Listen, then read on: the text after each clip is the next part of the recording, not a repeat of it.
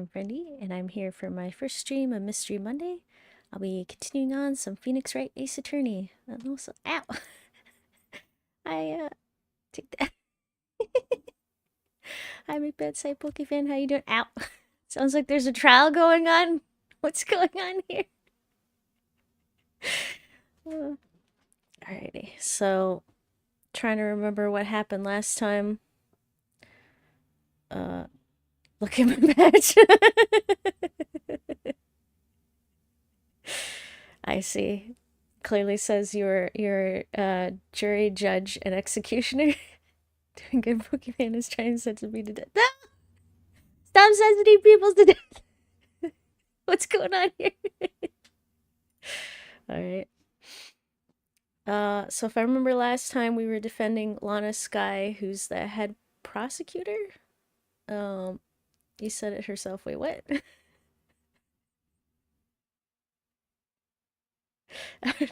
Jury and executioner. Oh no! I have given you power. No! Alright. So I believe what's his name? Bruce Goodman. And try to get these names right.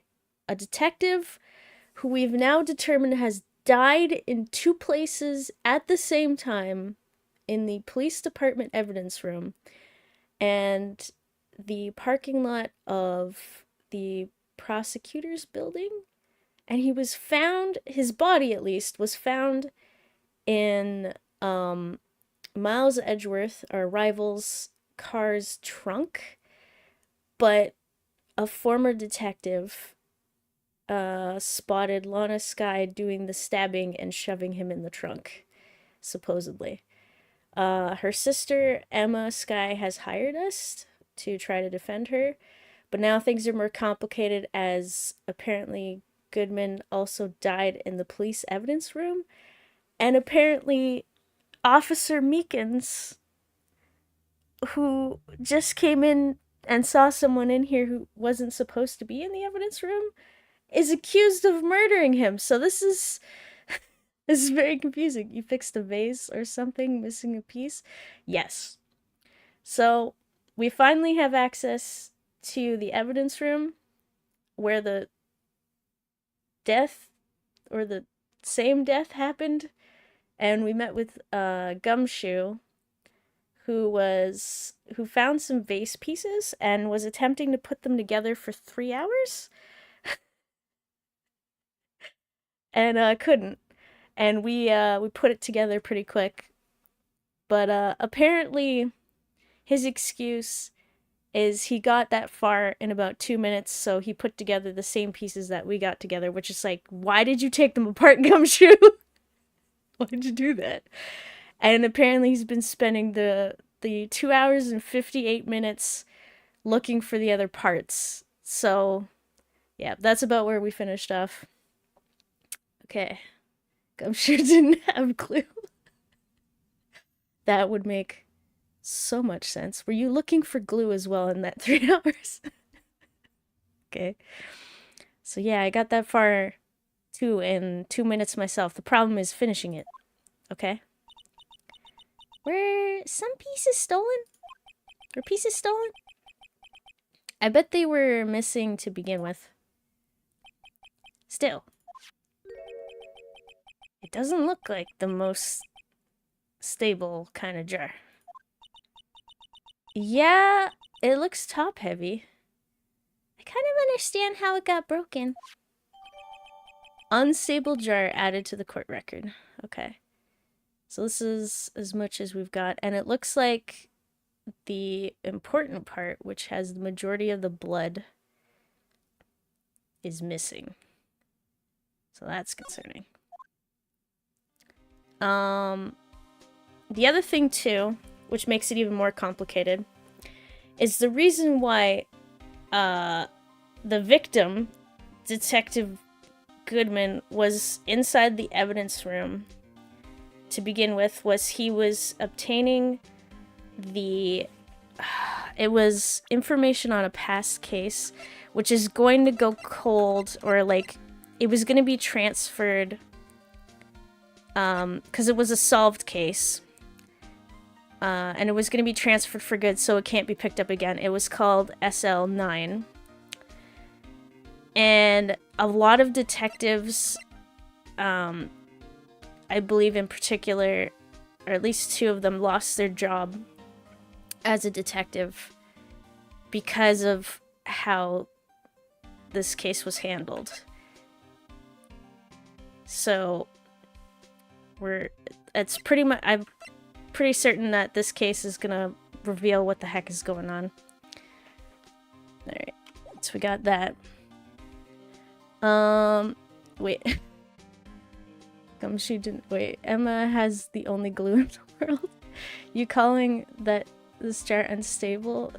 You calling this jar crazy? You a shrink? You a narc? Oh my goodness.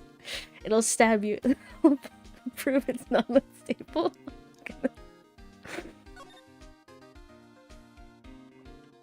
I was just referring to its ability to stand, but okay.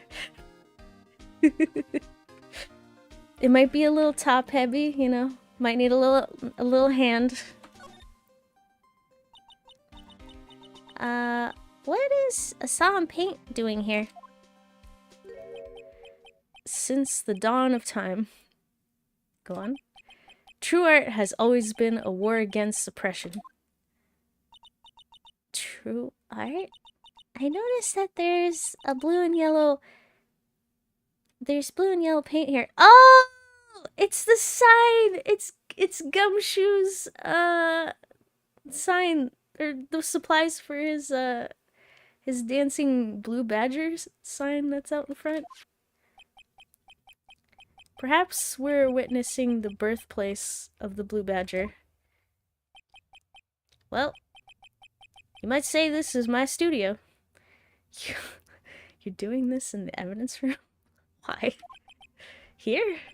In the evidence room? Oh, now you're calling it fat. I'm sorry, I didn't mean to offend you, Jar. The evidence room has good ventilation. Oh, actually, that would make it perfect. Okay, so we've investigated the open locker, which is empty. There's a random glove here. There's pieces on the ground still, I think. I think that's about it. What's this? Okay, if you put these pieces together, it makes a jar. There are 2 things that bother me. 1, why are some of the pieces missing? 2, doesn't it seem a little unstable? Oh my goodness. Oh hi, Mr. Swiss Cheese, how you doing? This is an evidence room, looks like a morgue. It's funny you should say that. Also, Gumshoe probably got yelled at by his apartment manager. Oh no. I think it was mentioned by the characters when they first walked in. It's like, it looks more like a morgue. Or it was mentioned last time or something. It's weird with it just being a bunch of lockers that swing open to the side just like you would have in a morgue. It's a little disconcerting. No wonder it broke. I'll make sure to remember that next time I make a jar. Don't make it top heavy. Okay, so we've observed evidence, or our surrounding. I feel like we don't have much new information. Actual bodies are evidence, right? Oh, so you're thinking they just shove them in lockers? Or are you saying that a morgue is an evidence room?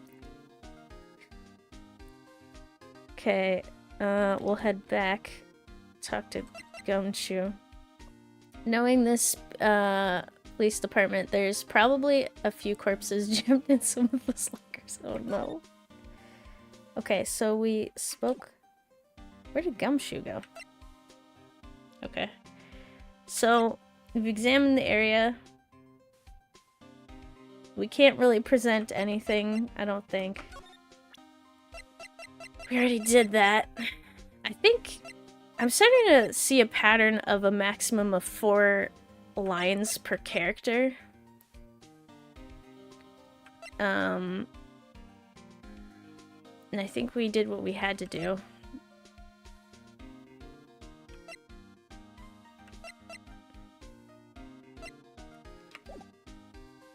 Okay.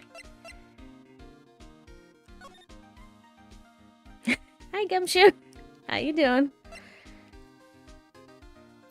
I guess, what else is there?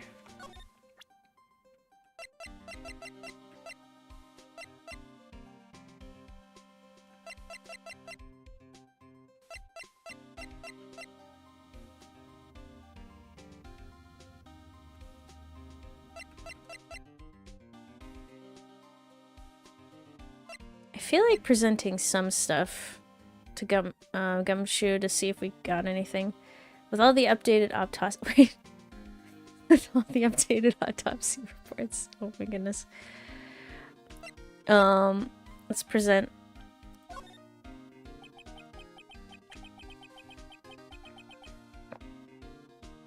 Allow me to say one thing, speaking as a detective. If I see a piece of evidence I know nothing about, I say nothing. Nothing. That's fine. You bet it's fine, pal. Okay, so you have nothing to say. I'm just gonna try a couple. Okay, no, just gonna say nothing. Got it. How about your own creation? This is my crowning achievement, my masterpiece, you might say. But art is always misunderstood, pal. Art?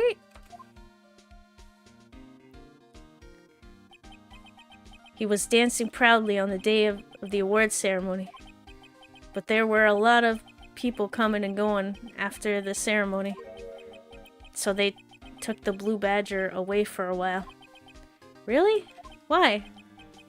Oh, they said it was shameful or something like that. Shameful. I toiled night and day. I sympathize with Detective Gumshoe. But I can see why they moved it. Aww. I see nothing. You know, I can put anything in my hands and show it to Detective Gumshoe, and it's a whole lot of nothing. Alright, well, what do we do now? Hi! Marshall? We talked about everything. Can I present you with information? Like, will you be more open about stuff, or... Like, if I present this vase to you, what do you have to say? The sheriffs back in the Wild West didn't place much faith in evidence. About the only thing they trusted was their shooting hand. This is neither Wild nor West here. Haha. But that and this are 2 different things entirely. I guess so. Huh? I'm lost. Looks like we need some evidence to get anywhere with this guy. I presented it! Okay. I gave you a sandwich. You can at least talk to me. Or was it a lunchbox? I gave you a lunchbox with a steak in it. You can at least tell me things. You ever watch Hogan's Heroes back in the day? Oh no, I have not. Let's see. Triggered evidence. Extremely thin. Let's try that. Okay, yeah, Wild West, blah blah, shooting hand. Yep, we got it. What kind of evidence do you need? Do you have anything to comment about the lockers? Yeah, I didn't think so. This guy.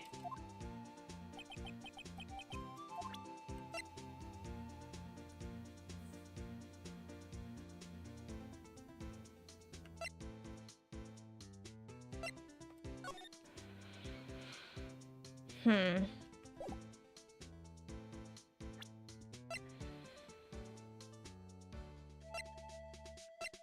Oh! Oh, I just realized something. Okay, okay. I got it. Okay, let's go. Woo! I didn't know Emma, this is supposedly LA, if I read it right. That's pretty west. That is true. Oh, that's a good one. World War II comedy bit about US and British and French POWs in a German POW camp. Huh. It's an old show.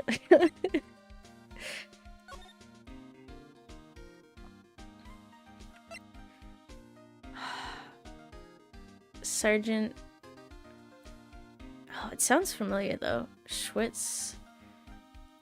Catchphrase practically was, "I see nothing," as the crew always finds a way to make it look like he's reporting or something, or make it look like him reporting something would get him in trouble. I see.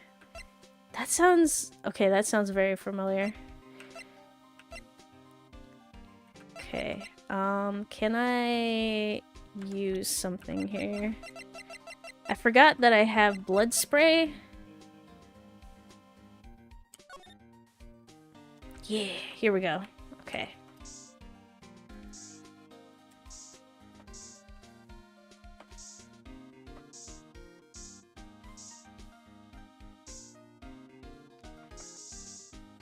Nothing.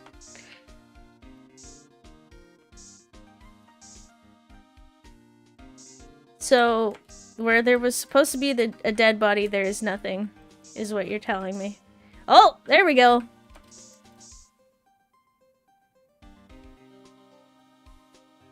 Alright. There was also a lot of Addams Family and A-Team. I see.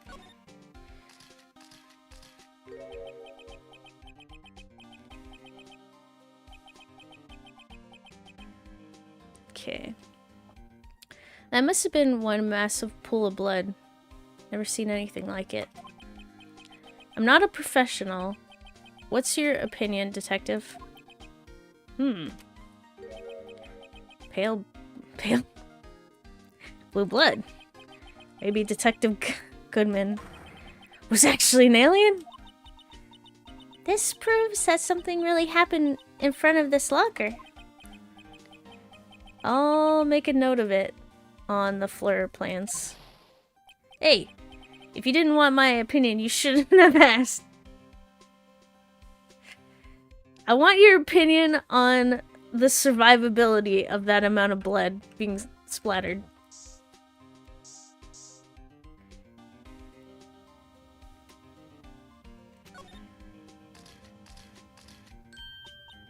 I knew it! This is someone's right handprint. What? What's the matter, detective? This locker. It's mine! It's yours? Please. You have to help me. When they come to take me away. Promise you'll testify I wouldn't harm a fly. You'll do that for me, won't you, pals? This is an important clue. I'll jot it down on the floor plans. I'm counting on you guys. Believe me, you can't trust the police. Wait, what? What? But you're a detective! Okay. Unexpected. I want Gumshoe's opinion on far more mundane things. I want to see a day in the life of Gumshoe. That's a good point. What does Gumshoe do in his spare time? Okay. I have a very strong desire to check everything here. Yep. So, you know, Gumshoe really out saying, defund me? Oh my goodness. Okay.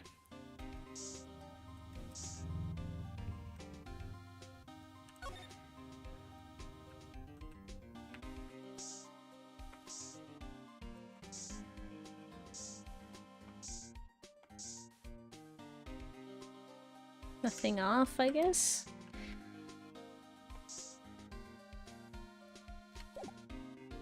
Okay, can we talk about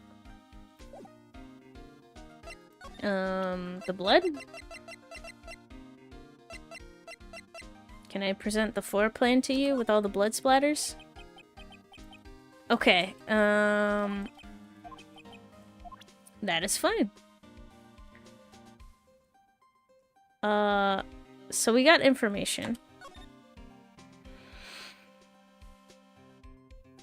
Is there anything else that could be done here?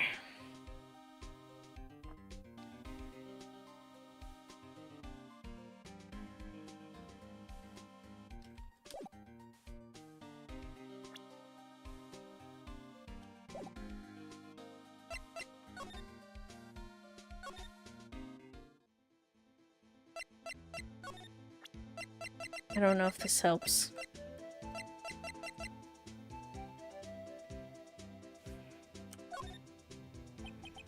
Yeah, I didn't think so.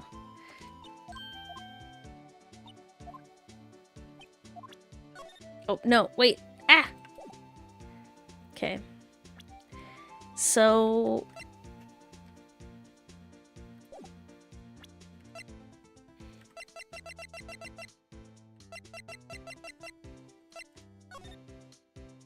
Oh, I forgot, I can examine things.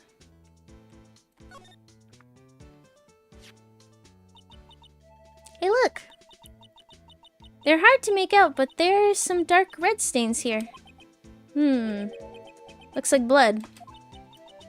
Do you think Detective Goodman's blood somehow got on this when he was stabbed?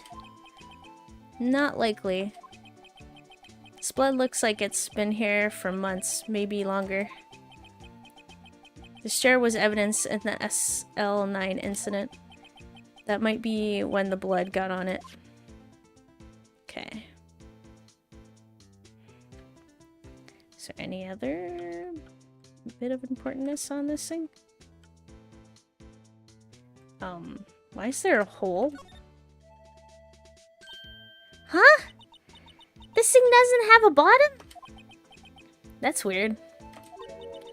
I wonder which side is up. Better yet, what's the purpose of a bottomless jar?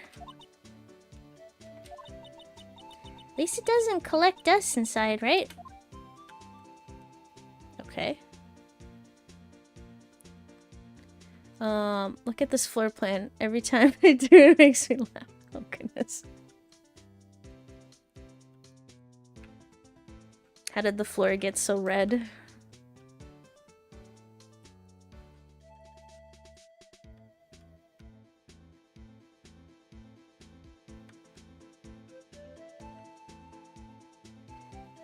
We have 2 broken trophies. That,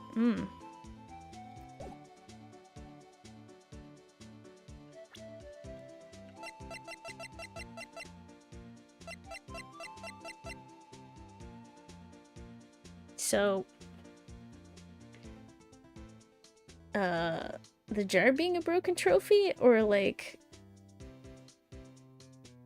Because we definitely have the King of Prosecutors trophy, and for whatever reason that's broken, without any explanation.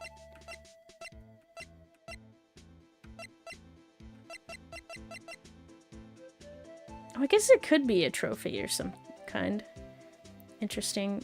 That's gotta be a hole to screw in a base, like a trophy. Yeah, that would make sense.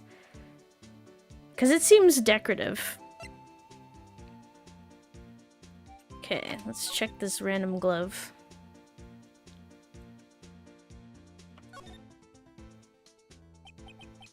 Tag says SL911. I guess this is another piece of evidence from that case. You know, I never did care for the word tag. It's confusing. Huh? What's so confusing about that? Do you know how many other words sound like it? Bag, gag, nag, lag, zag. Zag? Is that a word? Do you challenge me? What are you? Are we playing a word game now?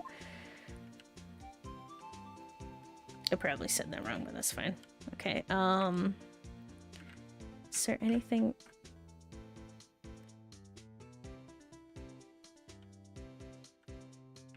Oh. Just occurred to me. Anything? No. Nothing inside the glove. How about we turn it inside out, guys?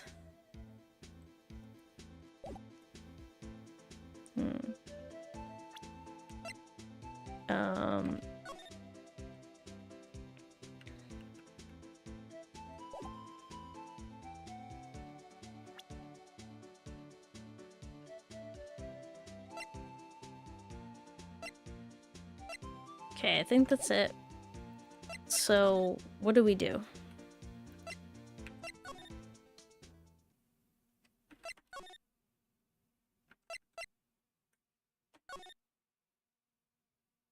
There's no one here.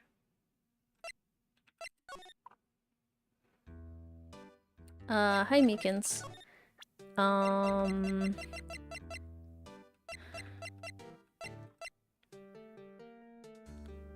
Let me try this. Officer Meekins, could you take a look at this? I'm sorry, sir. Really sorry, but I have no idea what that is. Maybe you should ask Mr. Edgeworth, sir. He's passing the buck? Oh yeah, I think I remember this last time. Mr. Wright? It takes a special kind of man to pass the buck to Edgeworth. Okay. Present glove? What do you think? Nope. I feel like you guys should say some stuff about this. Nope.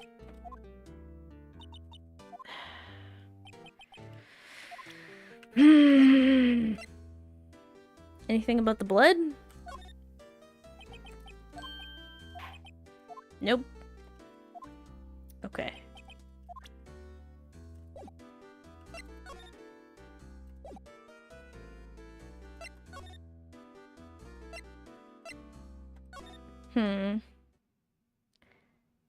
Well, my machine almost caught fire again. Wait, what?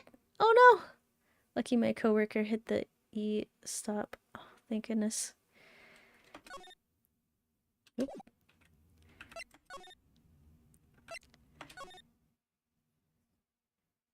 Okay. So... Yep.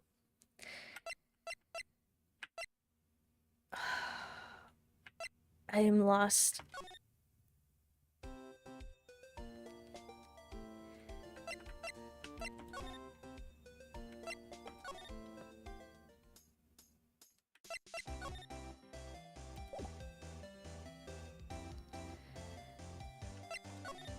The only thing I can think of is maybe talking to Edgeworth if he's popped up. Nope. Okay. Oh! I have an idea. I have an idea. This is a crazy idea. Can I... Now...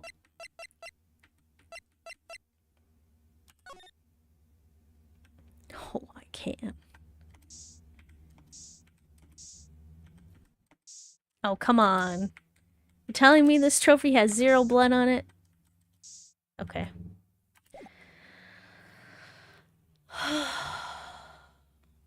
Yep, I swear this machine wants to catch fire every few months. No! I'm so sorry.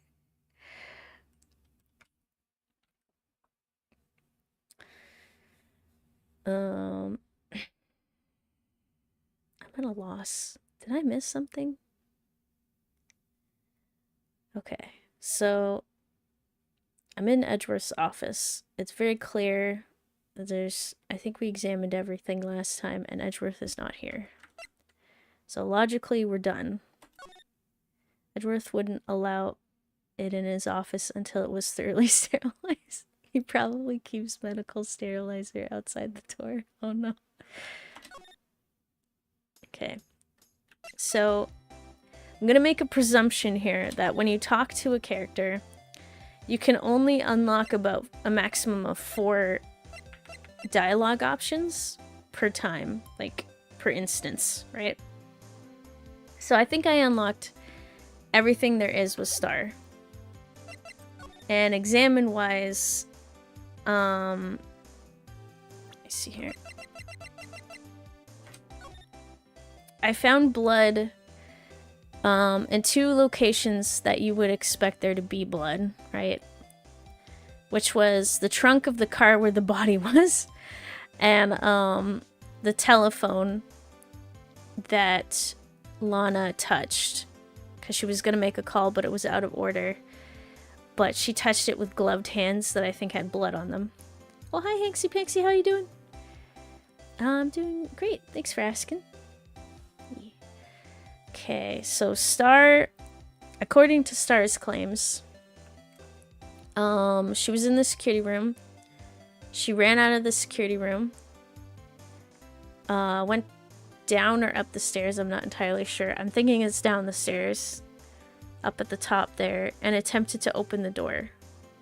So we don't have access to that area or the security room, so we can't spritz anywhere. And then apparently she ran back around the other way, coming from the top to the side, going down along the bottom, and going all the way over to section B of the parking lot, bashing through the door, running over to the chain fence which separates A and B, hopped the fence, and then attacked Lana Skye, causing her to knock over the barrel of water when they fought, which cleared away the blood. And then, or I guess Lana was also calling someone on the phone before Star got there, and then was trying to use her phone.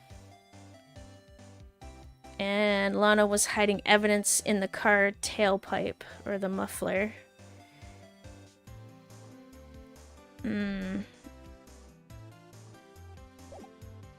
Wondering if I missed anything.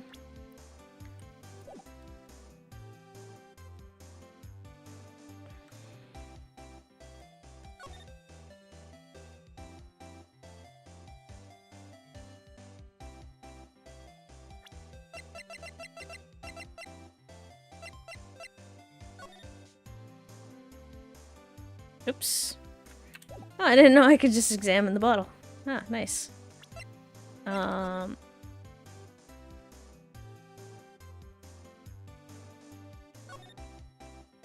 Oh yeah, that was one of the weird things. There isn't a lot of blood here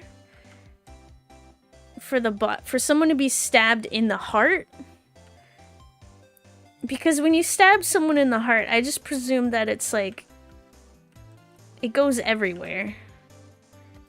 I feel like I spritzed everywhere on the cart. And the cart itself doesn't have any blood, which was very weird. I'm pretty sure I checked everywhere down here. And I can't think of any extra spots that would have blood.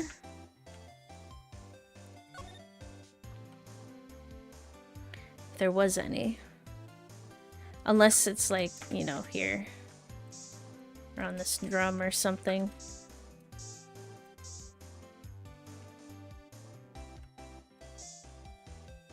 So, I think the parking lot is basically done. Goodman left all his blood in the evidence room, clearly.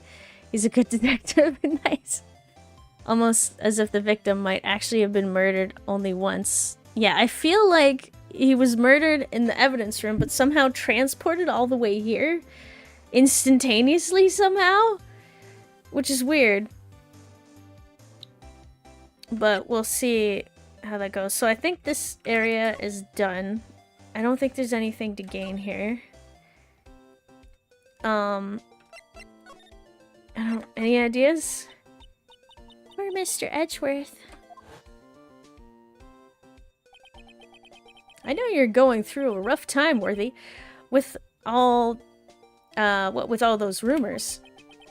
You were even in the defendant's chair just this past December.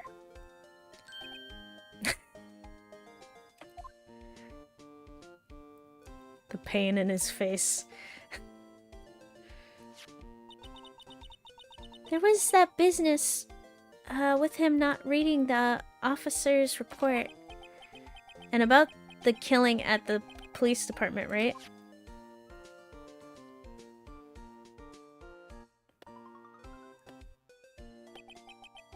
The chief of police was right about that. But I can't help but think someone at the police department doesn't like Edgeworth. Okay, so everything points... Okay, you guys are discussing Edgeworth. So, are we? What do we do, Emma? I'm confused. Well, where should we begin? Well, isn't it obvious? We should begin with that, you know, that thing. The mystery of the victim, I guess? How could one man, Detective Goodman, be killed in two places simultaneously? Well, you see... We should go to the police department. The evidence room, was it? I'm not being very useful here, am I? No, you're being very helpful. Okay, so that's the game's hint system, I guess, which states that I need to go back. Almost as if the victim... Oh wait, sorry. Okay. What is there? Did I... what did I miss?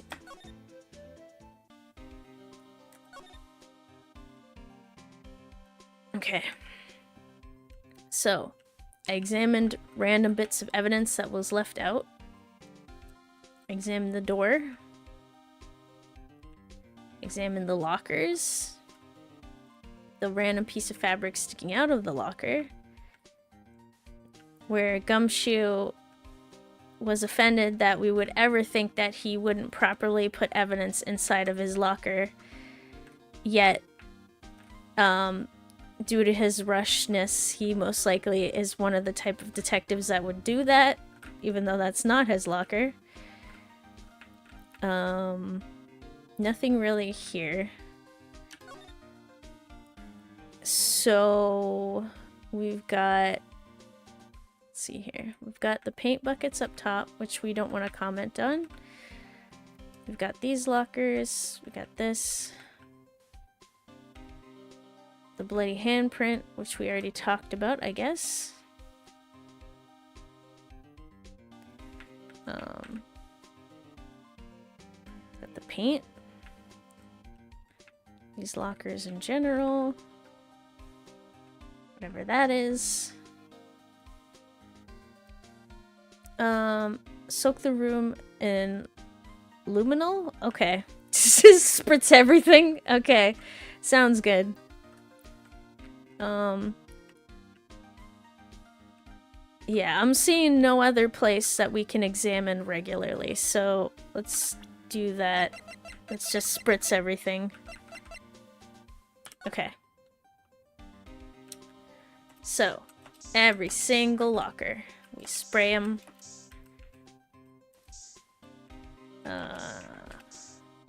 Let's go faster if I two-hand it. Here we go. I'll go pixel by pixel. Ah. All the lockers. Come here.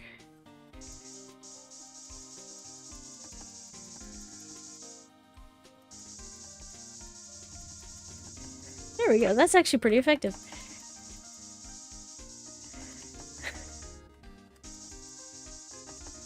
Can I just empty the bottle?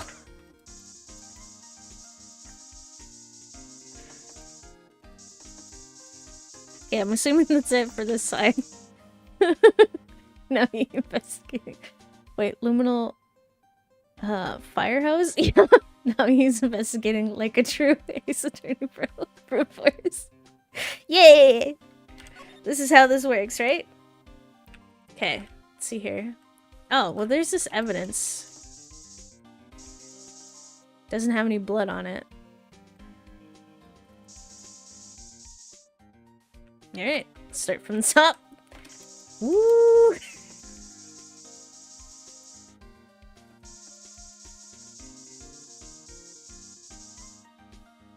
Okay.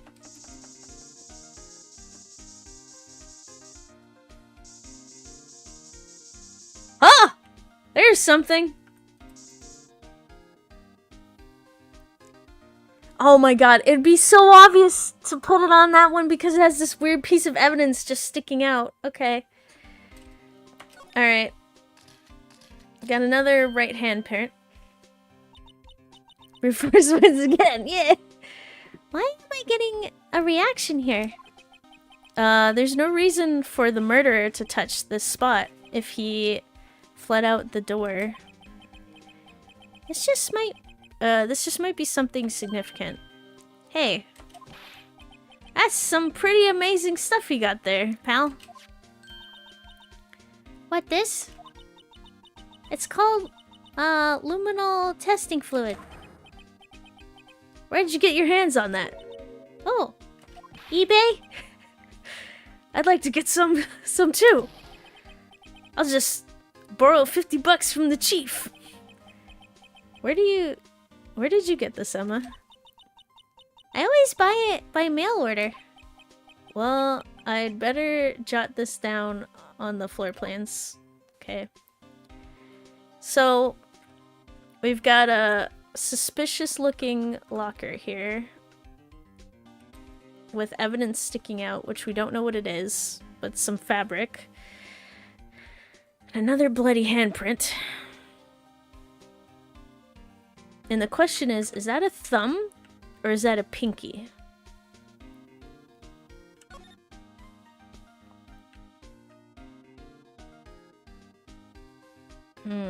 Based on the height. Okay, maybe I'm wrong here. Maybe that's like a left hand print.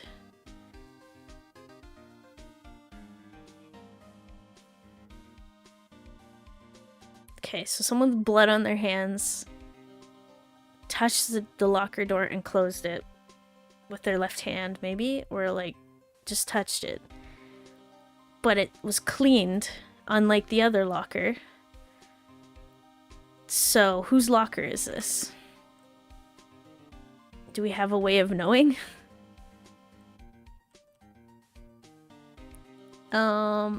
Wait, that's actually the Piero's coat hanging out. Wait, what? They've been hiding in there. They've got snacks and a Game Boy and they... Oh, perps! That makes sense. The perps coat hanging out. They've been hiding in there.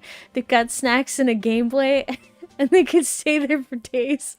We must open it. Quick, get the chief. We must figure out if there's a secondary method or something to open up the stuff. Okay, so can we... What is this again?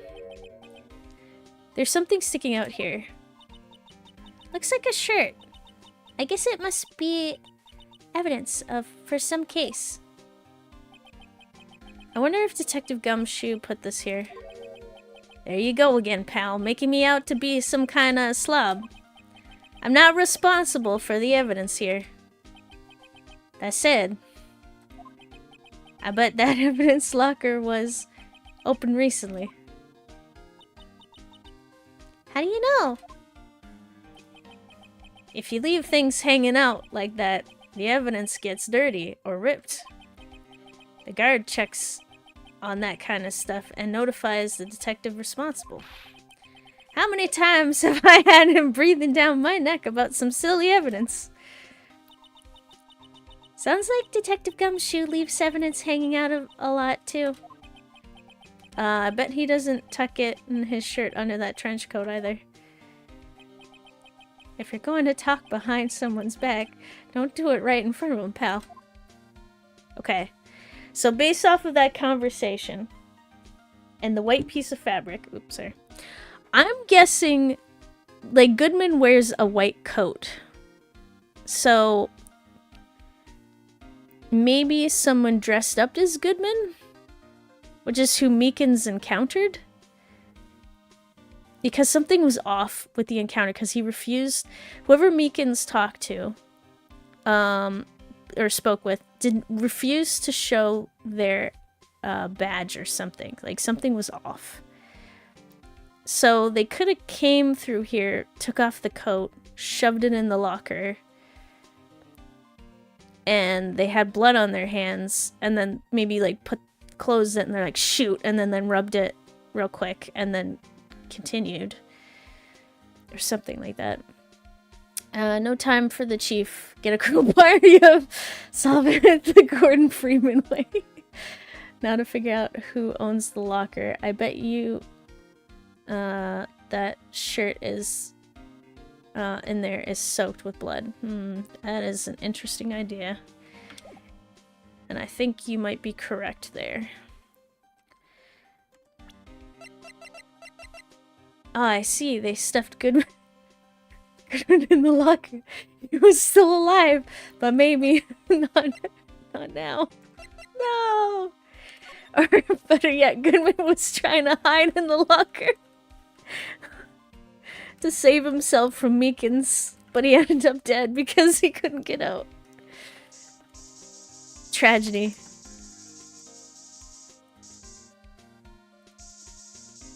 Just to double check. This feels like it should have blood, but it doesn't.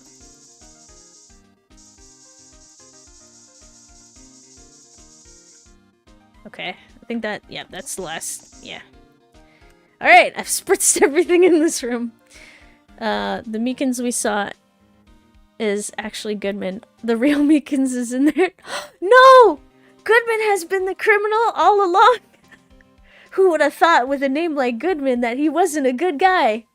Or a good man? Okay. So I have the information.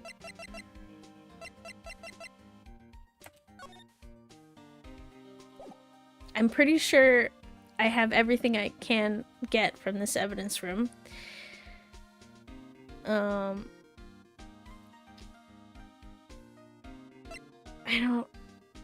don't see what else there is to do.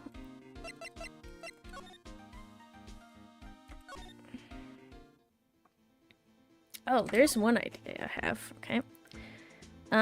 Sorry. Officer. But I'm commandeering this place and I'm spritzing it. Okay. Let's try to do this quickly. Just logically being like, maybe when someone was running out here, they weren't as thorough. Oh, the cactus has blood on it! I knew it! It's dangerous.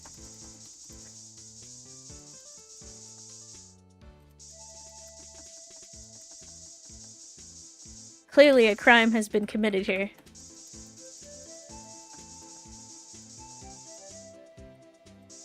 Okay, I think that's it. Okay, one more check on that card reader. Come on, E. Names never mean anything in Ace Attorney. They don't? Ah, I see. Makes sense. Okay, what's going on here?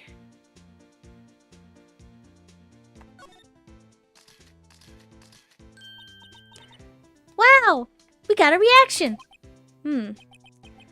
There's clearly blood around the spines here. This room's pretty messy. Someone must have tripped over something and planted their head right in these spines. I think that might be more painful than being murdered. Wait, what? How could it be more painful than being murdered? Oh. Okay, well.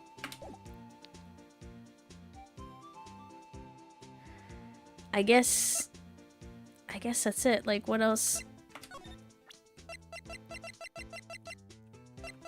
Do you guys have anything to say about the updated information? No, I didn't think so. Why would that, you know, might comment on the fact that there's blood? Okay, no, okay, fine.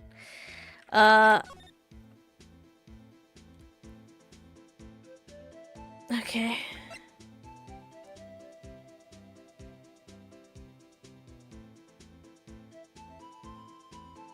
I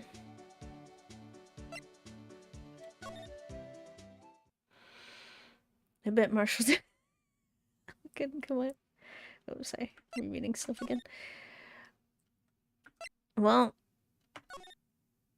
man, Marshall's giving me suspicious vibes. I have a feeling he's working with Star here.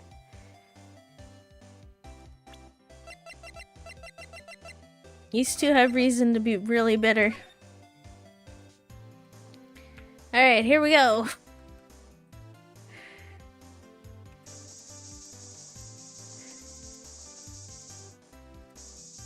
Throwing logic all out the window. Examine all crime scenes.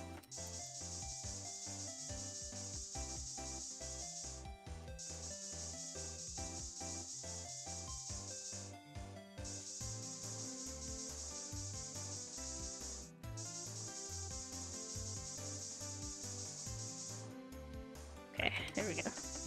Of course, always wins. Logic is for nerds, yep. Okay, one more area. That's basically it for crime scenes.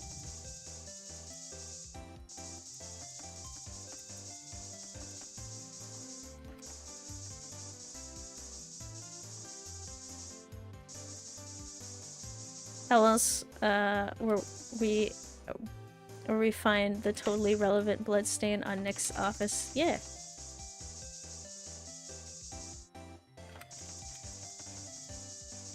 Exactly. How do we find this information if we don't brute force it? Okay. That's it. There is no blood that we haven't seen in this crime scene at all. Please, Edgeworth, have mercy. Come on!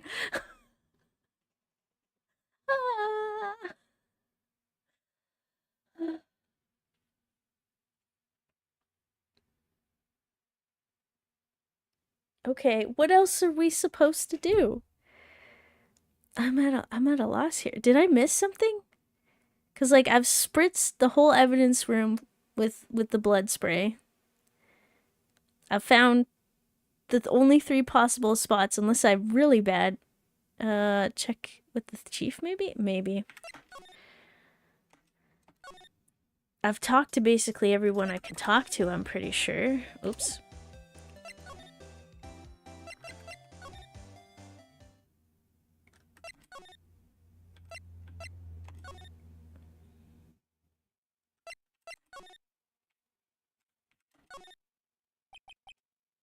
Sorry you had to see that? Okay, that's the same conversation from earlier.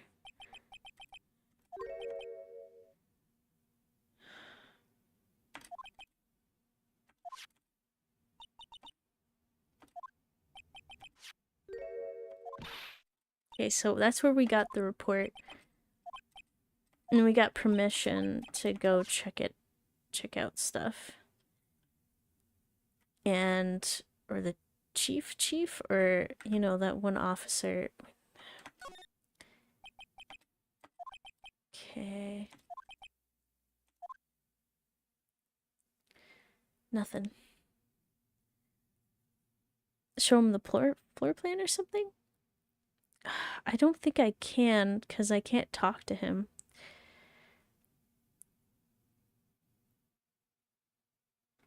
Because, like, I can just have this, like, I can just examine him and have him state his lines.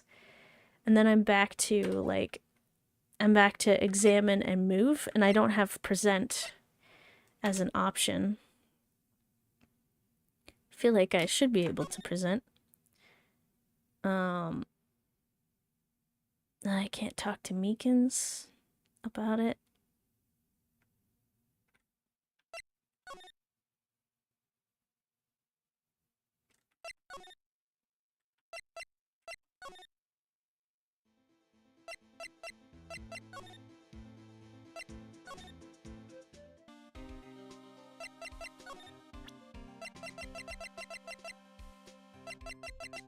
Just double check. What do you think about these plans? Yeah, I didn't think so. Okay. So I'm gonna take a quick break, as that was my alarm, and I'll come back and see what I can do after the break. Alright. I'll be back in a little bit.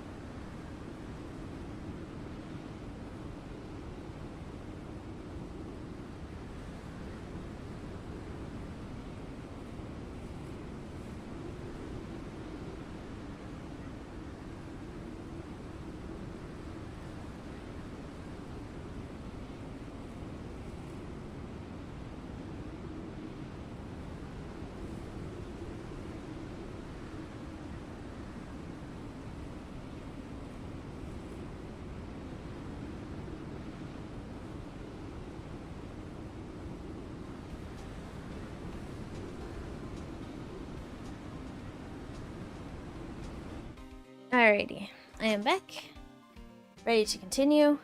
Still very confused. I am not sure exactly what this game wants from me. Yep. Thank you for the welcome back, Plushie. Alright, getting back into position, getting all comfy. I forgot to do something real quick, so I'll start that up. There we go. Okay. It wants results at any cost. Wait, what?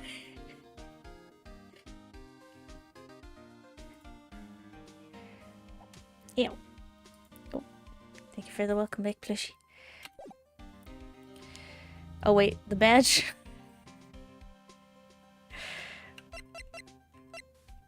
Okay, so...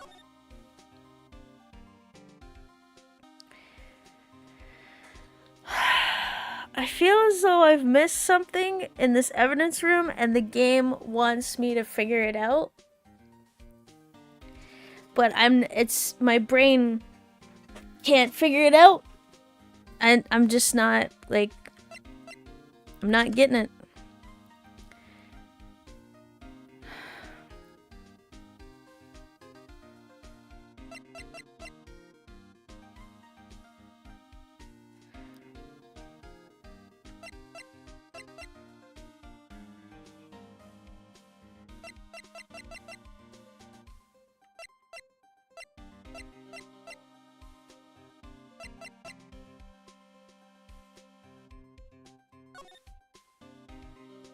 Yeah, I was kind of curious about what this, because it seems they gave us the ability to observe this bottle.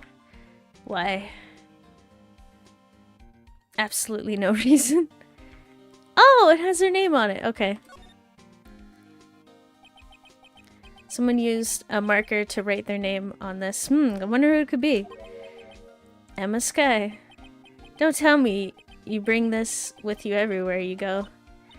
Well, you never know where something might go down. Just what kind of world do you think we live in? Okay. What options have you under talk? Okay, wait, hang on. Okay, Emma stays strapped to him. Okay. What are my talk options? For specifically Gumshoe, we've got Boss for a Day, Edgeworth, Evidence Lockers, and SL9 Incident. Now, usually when you have an opportunity to re-talk about stuff, the game removes the check mark and you can talk about it again, right? Like, correct me if I'm wrong on that one, right? Unless it wants me to click on it again. Can you open the evidence lockers? I apparently cannot. I'm not sure if that's feasibly possible. So, because the other thing too is it possible to have more than 4 conversations? Because the game seems to have a limit of 4. I've noticed this pattern, which makes me think maybe if I just keep showing all my evidence to Gumshoe, he might open up a 5th conversation. Yeah, that should be everything. Have you shown Gumshoe the ID card record? Huh. The Oh! The record! The lockers are fingerprint locked. No, I don't think more than 4 is possible. Okay. So I wasn't wrong on that. But, wait a minute.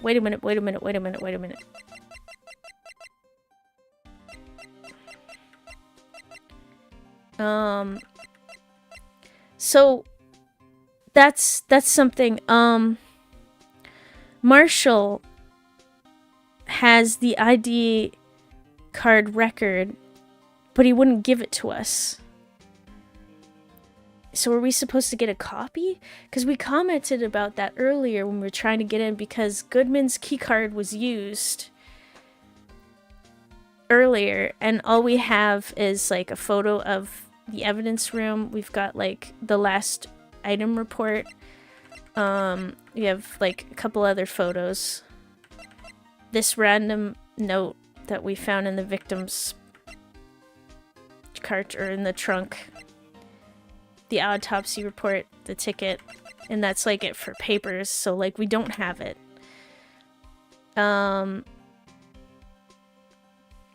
Wait, sounds like we need to assault and batter Marshall. Oh my goodness. Is it still in the court record? Or else, you know, show him stuff. Okay. So I don't think we even got it to begin with. So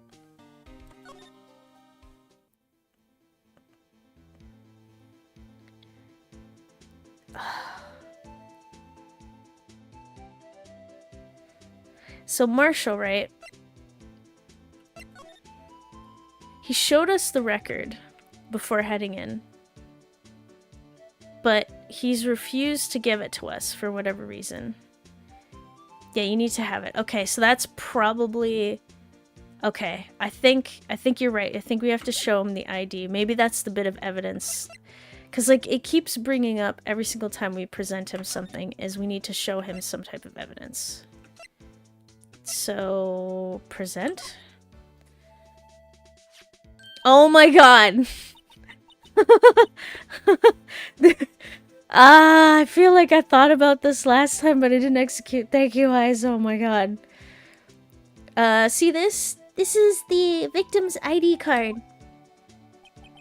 Ah, the one that was on the ground in the parking lot. The one that you stole. The number on it is 584-2189. Officer Marshall, show us that ID card record again.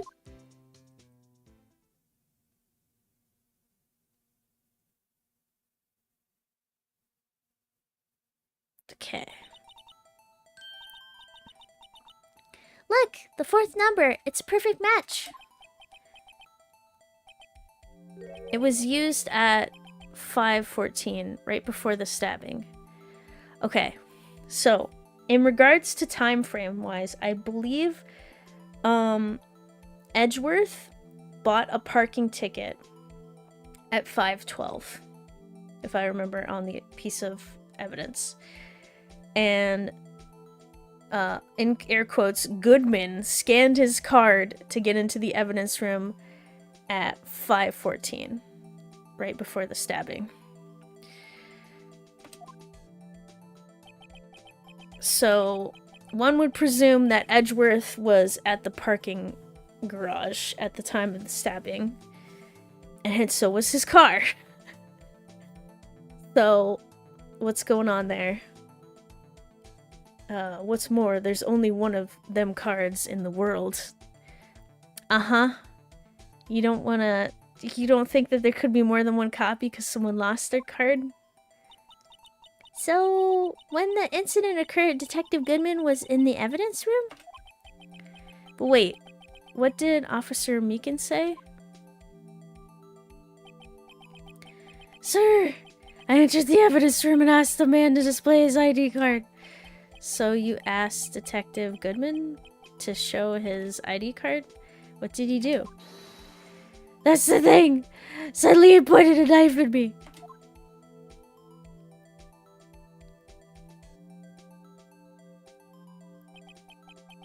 If he had his ID card, then why would he have pointed a knife at Officer Meekins? First of all, that's assuming Meekins is telling the truth. But I'm gonna trust him on this one. I'm guessing someone stole Goodman's wallet. Alright, compadre, you win. I guess I can give you this ID record. Merci. ID card record added to the court record. Okay, got it.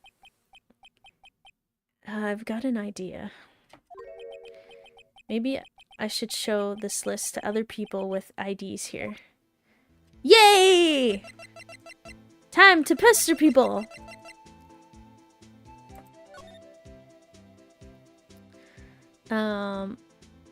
I'm not sure Meekins knows how to... I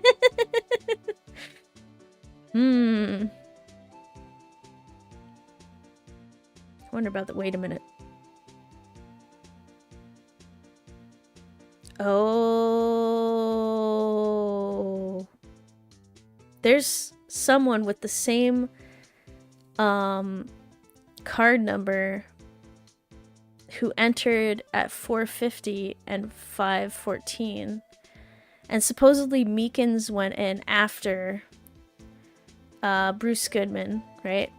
So logically, if we go to Meekins and show him this report and ask him what his ID badge number is, I'm almost certain that his will be like the 4989596 number.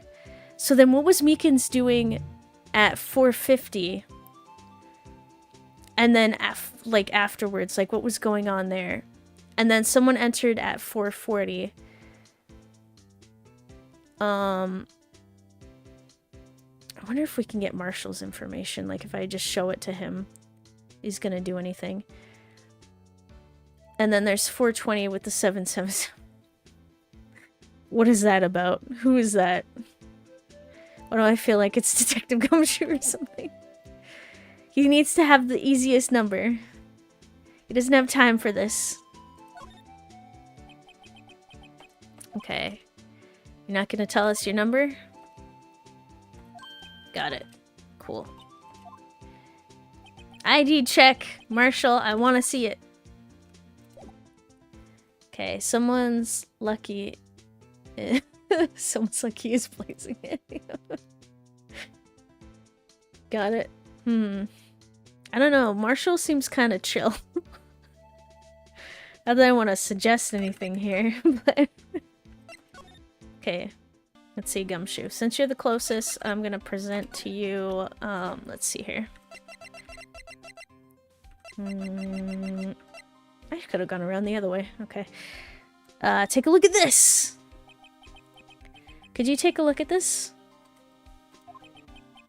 This is the ID card record of the people who came in here on the day of the stabbing. Ah, I heard the rumors. So it was Goodman who came in here at the what? What? What? What do you mean, what? What is it? Or what is it? That second number. It's not your ID number, is it, Detective Gumshoe? Mr. Edgeworth! Oh, no. What? The second number on this list belongs to Mr. Edgeworth. What? Whoa! ID card record updated. Got it. Why would Edgeworth have come to the evidence room? Ow. Hi, Beaker. Hey, pal. Look at the time. Was there something you needed... was there something you needed to be going to? It's just that Mr. Edgeworth's inquiry committee should be letting out soon. What is this? Is that a restaurant flyer? I'm gonna give him my report for the day. It might help you, you know. Report? You mean the note written on the back of that flyer? The one that says nothing but no problems? Wait, what? Hey, it's Mr. Edgeworth we're talking about. I'm sure he can use a report like this. I believe in him. Who needs enemies when you've got friends like Detective Gumshoe? I'm off, pal. Later. I'm so confused. Wait, that flyer is something else. Okay, I should probably see what Edgeworth has to say too. Okay, that's good. So, let's see the updated thing.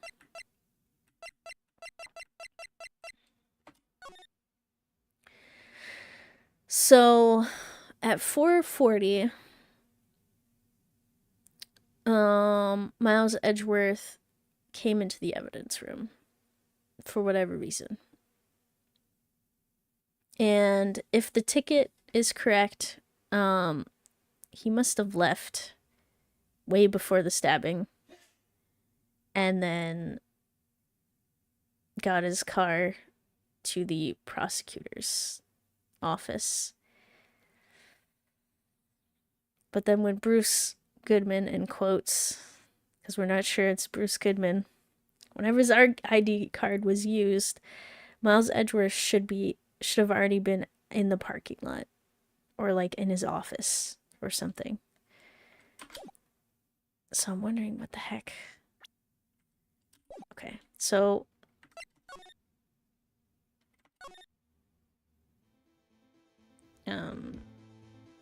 assuming that we're not getting anything out of you. Let's try Meekins.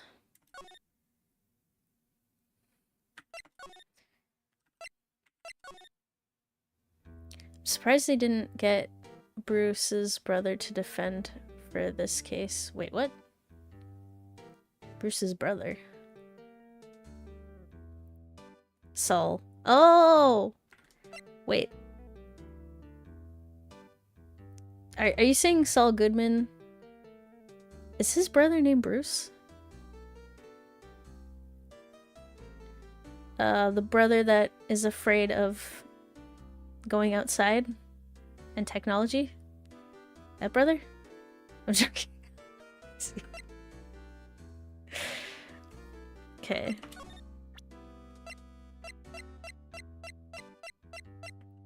I'm gonna keep.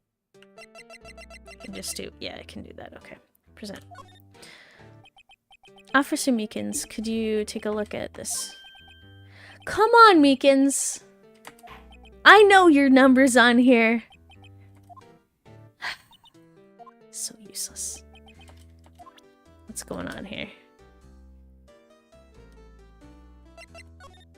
Okay, fine. I'm guessing we have to go back to the Edgeworth. He must be in his office. How long have you been standing here? Oh, thank goodness. The number that appears twice is actually Emma's secret ID. She killed Goodman. It makes so much sense. That's why she asked me, as a defense attorney, to defend her sister, because I'm kind of like a novice. I've won all my cases, but like she believes in Edgeworth so much that she's just like, you know, you're gonna lose the case, so my sister will go to jail and I'll get away scot-free. It's brilliant. Except for one thing. I'm an amazing defense attorney for some reason. Because Nick is an idiot. Hi? Ah, yes, my apologies. Oh, it's you. Have we met somewhere? Huh? Mr. Edgeworth. I beg... wait. Mr. Edgeworth, I beg your leave. So long. What? My brain just... Okay. Is Edgeworth here? There, standing by the window, a teacup in his hand.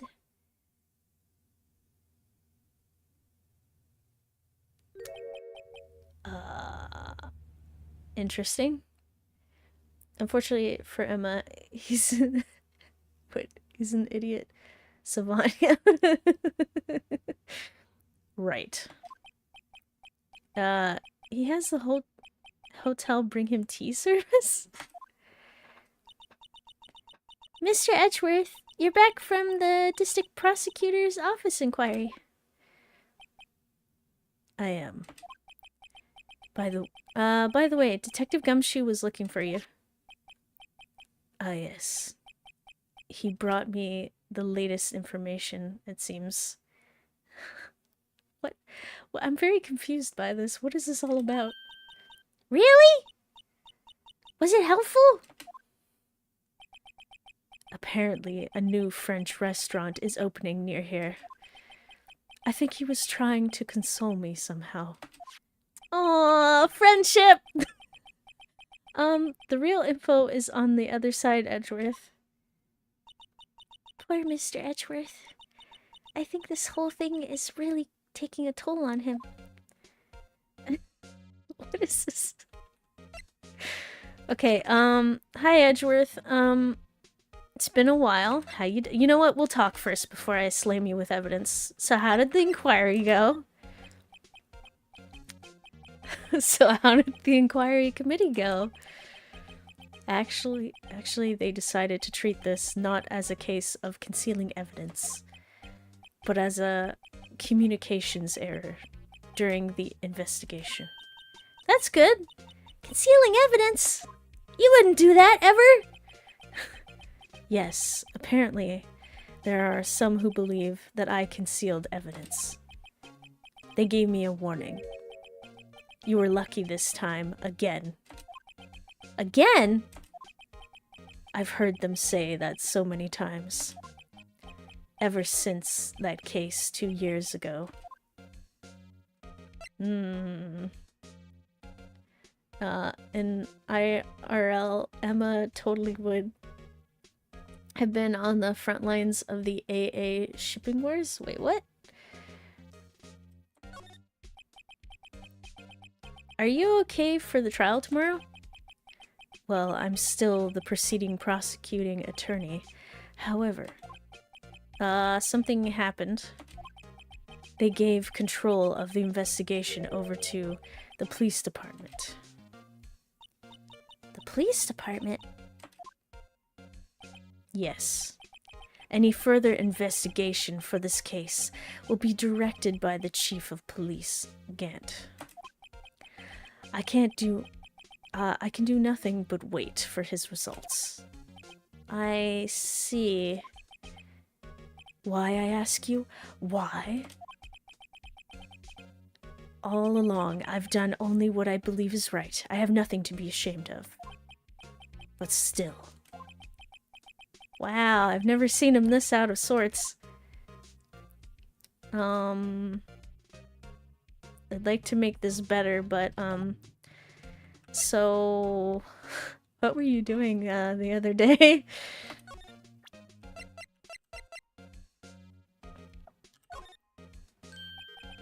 Alright. I better check this now. As I was saying, What's this? A record of ID card usage? Edgeworth, you went into the evidence room that day, didn't you? Just before the incident occurred, no less. Yes, that's true. Why? Mr. Edgeworth! Please don't look at me like that. Emma, he had time to leave. Why is this like damning evidence that he's murdered Mr. Good or Detective Goodman? I was asked to go. By Chief Gant, no less. The Chief of Police?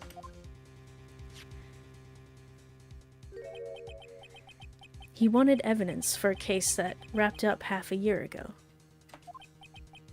He told me he wanted me to keep it here in the prosecutor's office. But it was solved, right? It would have to be in the it'd have to be if the evidence was already filed. The chief is never one to explain himself. In any case, on the day of the stabbings, I brought this back here. Can I ask what kind of case it was? No. Wait, Gant may be up to no good. Oh no, don't say it! He seems cool! And not because he seems nice to me. Please tell me the one character who seems kinda nice is not evil, please. I can't say. It really has nothing to do with the current case. Now I'm curious about this other case. I'd better make a note of it. Unrelated evidence. Screwdriver added to the court record. Stubborn as always. I told you this has nothing to do with the current case. Okay. So... Do you have a locker there by chance? No, I don't think you would, right? Because that would be weird. I guess I want to ask you questions. Don't give me that look! Right. Please. I'm the prosecutor on this case. You don't expect me to sit here and discuss the case with you over a cup of tea. I'll pass on the tea. Just tell me about the case. Mr. Wright, Mr. Edgeworth just told you no, in a very polite manner. Whose side are you on, anyway? Maybe if I just show him my best evidence, I can get some reaction out of him. Okay. So, he's got nothing to say about the evidence lockers. So what you're saying is you won't narc to murder if I'm nice to you? Wait.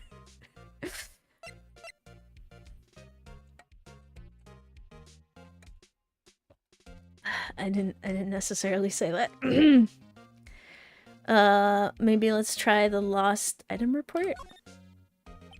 Oh, come on, Edgeworth. Alright, yeah, fine, let's go. I showed you the piece of paper. What? Jar? Do you want to see the jar? No, I didn't think so. Okay, fine. No jar. Glove? It's the latest evidence. Okay. Blood. My last evidence. Oh, come on! Nothing? Okay, fine. So, do you have anything to say? No? Okay. Edge being difficult as always, yep. Okay, so you have 2 lines of dialogue. So logically, in my brain, I feel like I need to present stuff with you, and we got something with showing you the ID report thing. Can I present the screwdriver to you? Joke's on you. Now I've been mostly nice to you. No one will. No, how bets tied. No! I hate mobile typing.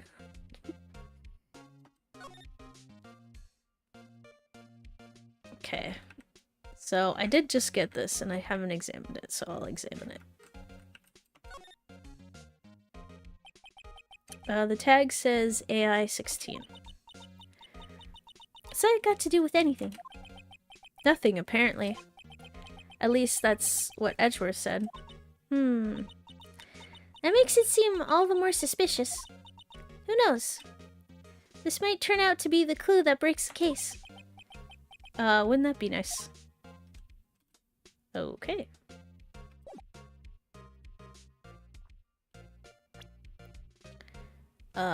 The artificial intelligence case. Ah! The rogue robot going around stabbing people with a screwdriver. Show it your badge. I don't think I can show evidence, my badge.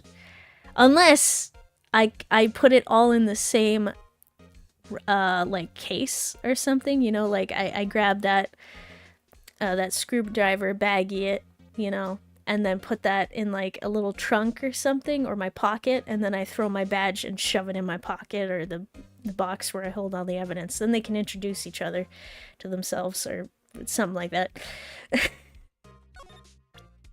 So, okay.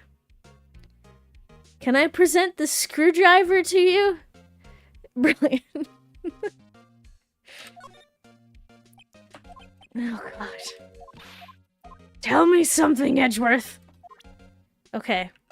Thinking this through, I showed him everything that was new. I don't think he's gonna find anything important about the spray. Do you have anything to say about the switchblade that was found in the tailpipe? Because actually that is one thing I've asked everybody is I've shown them either the knife or the note. That's probably it. Okay, what about this? Come on. Edgeworth! Wait. I know you. You've probably got a hold of some information already, right? It all has to do with the case you were on, the SL9 incident. Okay, I got something. And some dark suspicion, you were wrapped up in. You are the man who, revived the worst memory of my life. You're the man who revived the worst memory of my life. I figured I'd be telling you about this sooner or later. Wow! We are an asshole. He must be talking about his father's murder in that elevator, which I poked him about a lot. I made him relive. Is this your idea of a badge screwdriver blind date? No, if it was a blind date, I might fancy it up a bit, you know, like maybe take like a soup can or something and put like a little cloth on it, and then get like a little candle, like a birthday candle or something, like the small ones. Set up some tiny plates, probably some doll plates or something, and some cutlery. Get like a tiny meal or something. I don't know, like what does a screwdriver eat? Like oil or something? Like, is there? I don't know. It's metal. Rust remover. Get it, prepare that meal for it, you know, a badge, maybe some polish or something, and then, you know, get like some tiny chairs and then have them introduce each other to, you know, like just do that. Maybe get some music or something. Could find a tiny violin or something, learn to play it. Edge is just like, dude, I'm trying to have my tea here and you keep bringing this up. It probably just wants a whole bag of screws for It's a screwdriver. If you put it on a blind date, it doesn't care about fancy. It has one goal. Oh my god. Keep your mind out of the toolbox. What's going on here?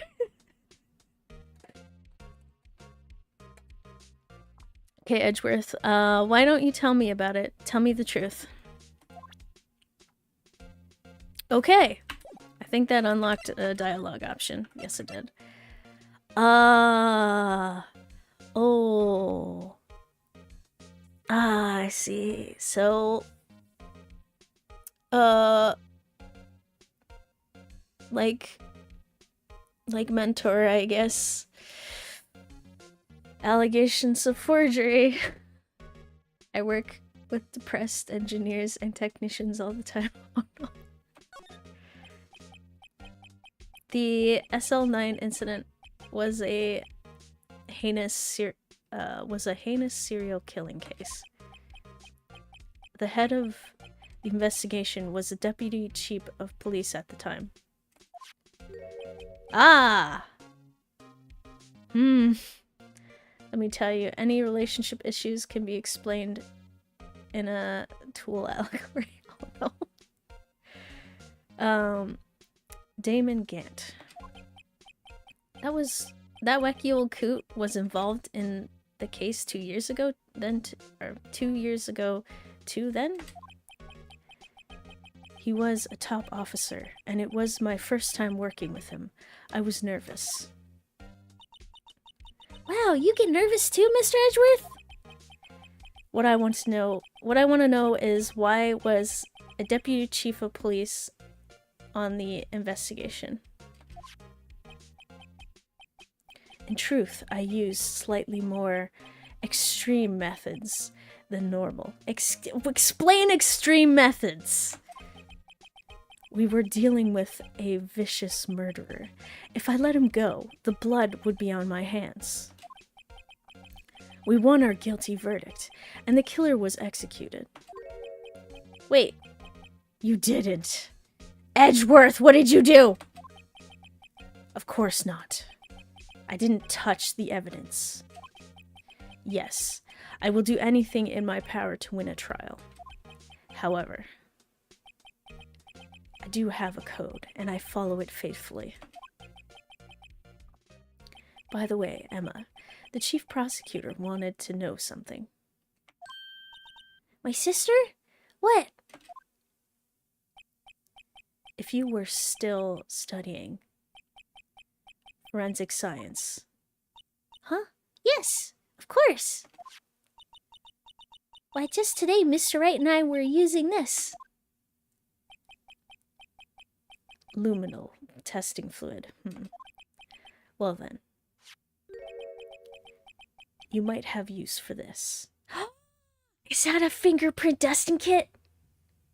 Oh my god. Yes, please. Aluminum powder for taking fingerprints? Wait, aluminum powder? Is that a thing? It's been chemically treated for better adhesion. Oh my god. My brain.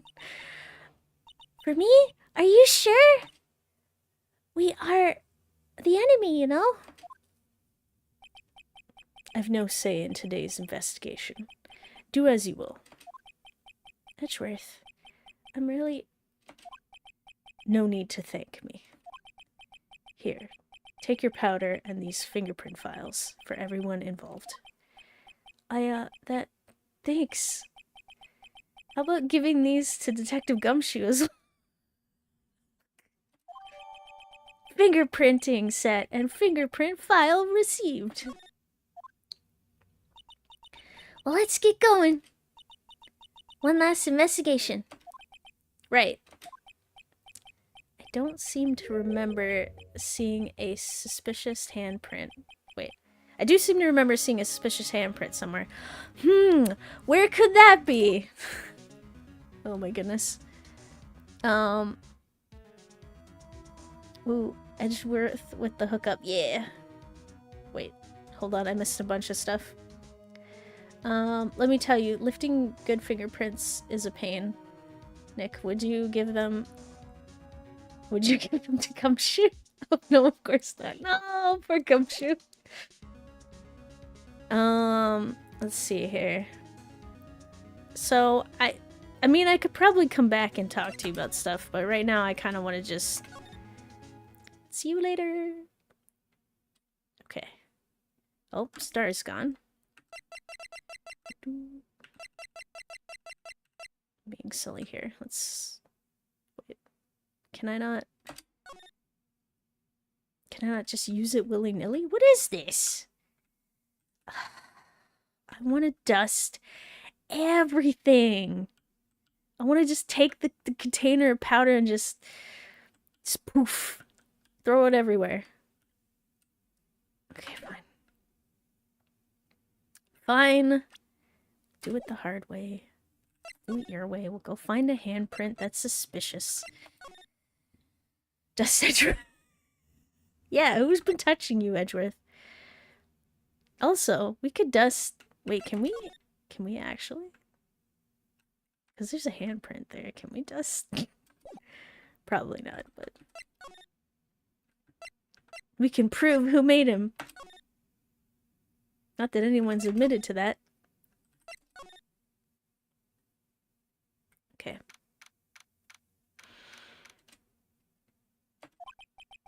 Our investigation turned up a suspicious handprint. 2 suspicious handprints. Here! In this blood on the detective's evidence locker. Let's use the secret weapon we just borrowed. Okay. Oh.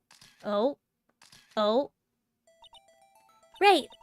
Let's get started. First, choose a finger. Does it matter which one? A finger? Each finger leaves behind a significantly different imprint. So let's choose the finger that will have left behind the clearest print. Really, you can't tell the difference at a glance. Oh, yes you can, Phoenix. Come on now. Quit procrastinating and choose a finger! Okay, so based off of the blood stain, the most stable looking thing is this one. The thumbprint, maybe? Okay, now it's time to check for prints. Let me show you how it's done. Emma's starting to get that sparkle in her eyes. First, we sprinkle the aluminum powder around. Huh? How do you do that? With enter. See? Ah. It looks like that did the trick. The aluminum powder adheres completely to the print. Once the powder is well spread, we just blow away the excess and leave our germs on the scene of the crime. Huh? How do I do that? With E. Exciting, I know. Imagine you're blowing out the Imagine you're blowing out the candles on a birthday cake. See? Wow. That looks like fun. It might take some getting used to though. It's fine. It won't go up your nose or anything. You just pour the powder on thick and blow away the extra. These are the basics of fingerprinting, Miss Wright. I guess I'd better give it a try. Nice. Okay. Forensic science with E. Yeah, exactly. Okay, so we've put dust down and we blow.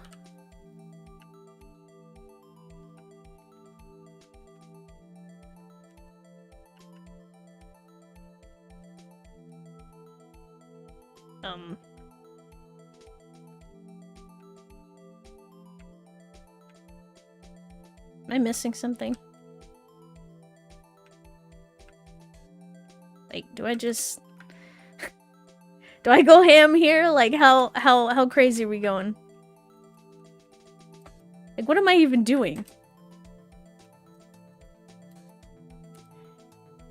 Oh, okay. That's something. Did I do it? I think I'd like to try one of the other fingerprints. Okay, let's move on to a different finger. Okay, the next one would be this one. Okay.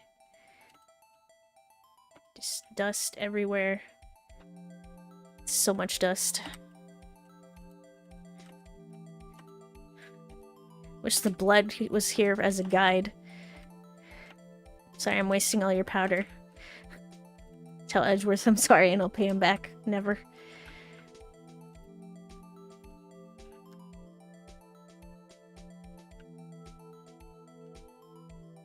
Did I do it? Is it good? Wait, E to blow it away. Yep, makes sense. I think I'd like to try one of the other fingerprints. Okay, let's move on to a different finger. Wait, am I doing it wrong? Like, what?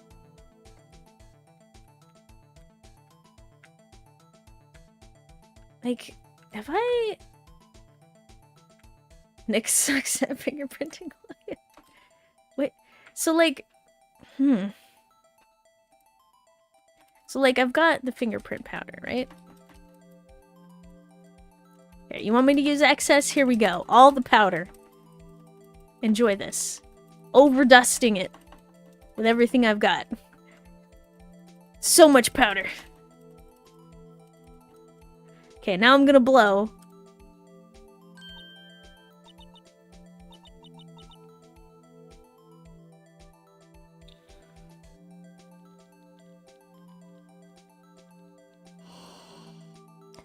Okay, so you wanted me to dust it with an ungodly large amount of powder. Okay, sure, got it. I did better fingerprinting in high school criminal justice class, and this is making me cringe. You don't drown the prints in dust. Well, apparently we do. Thank you for the victory, plushie. You did it! You found one! But this looks nothing like a fingerprint. Now that you mention it, I guess it doesn't. What does it mean? I think it means we're out of luck. Out of luck? The person who left this handprint must have worn gloves. Don't tell me. We've been wasting our time here. Hey, calm down.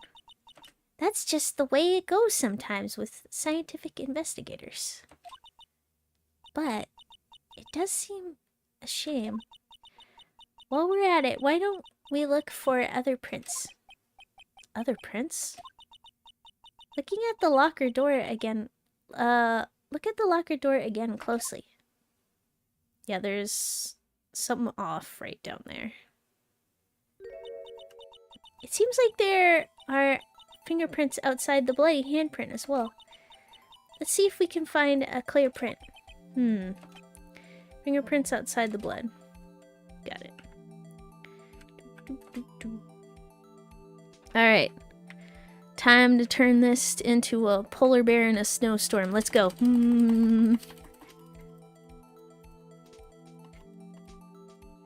Unnecessary amounts of powder. Then we'll get that centerpiece.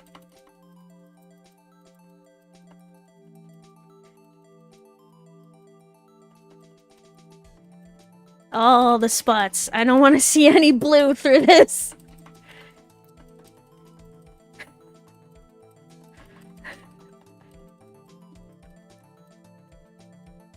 Okay, that's probably good.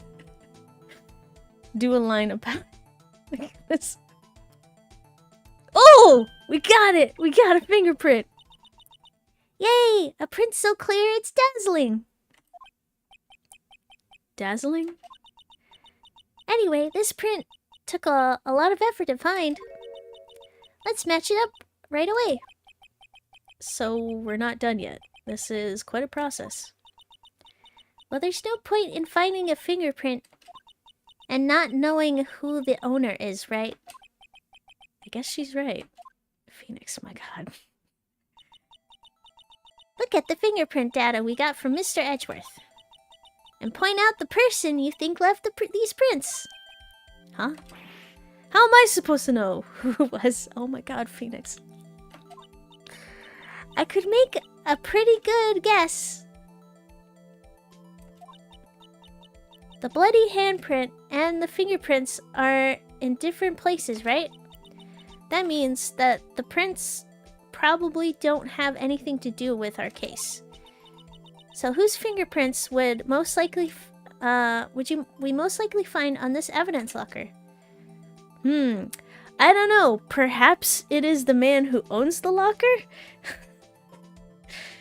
I would assume. Okay, 80s, oh my god. Executive, POV. I see. Okay. So it's not Gant. Nope. Nope. Perhaps it is Gumshoe who owns the locker? And now fingerprint matching. Yay! This looks almost identical. Compare. Comparing. Oh, it's a 6, a 7, an 8, a 9, a 10, 11. Oh, it's going off the Richter scale here. 16! A 100% match, perhaps. Yay! Aha! So these prints belong to Detective Gumshoe. So this must mean it's his locker. Not that he told us or anything. Something wrong, Mr. Wright? You gave me this so what look. I guess that's probably because I was thinking, so what? Okay, so we came up with nothing this time, but there's always next time. Sometimes you hit, sometimes you miss. You gotta roll with the punches, Miss Wright. Thanks for the sympathy. Wait. If I remember correctly, there was one other handprint in this room. Let's check it out. Okay. Let us go over to this place here. So, I'm gonna check this real quick. Right, because that's Gumshoe's locker, so we can find out who owns the locker by the door. Hopefully, if that is his handprint, unless it was someone trying to break in that locker. I'm wondering. Okay. So, we're dealing with a handprint like right here. So... how do I do this? Whoop.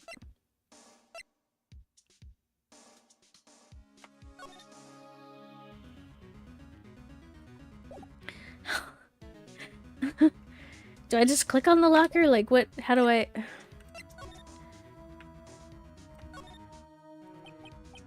this is where we got the lumen fluid reaction, right? Right. There was a handprint here. Okay. Wanna try using this?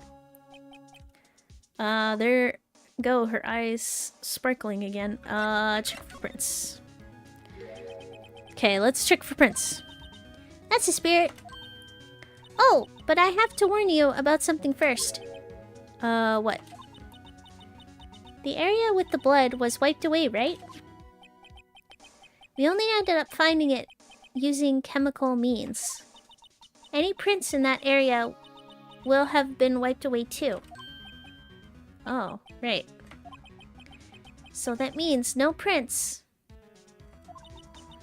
Would you say that the probability of your hypothesis is high? Don't ask me. Anyway, you must try to find prints that weren't wiped away. Prints other than the ones left by the bloody hand. Okay. I don't know. Maybe. Perhaps. The fingerprint scanner? Maybe. No? Okay. Like, maybe? Is that feasible? Can I just... No? Oh. Is it the other fingers? Okay. Excessive amounts of dust.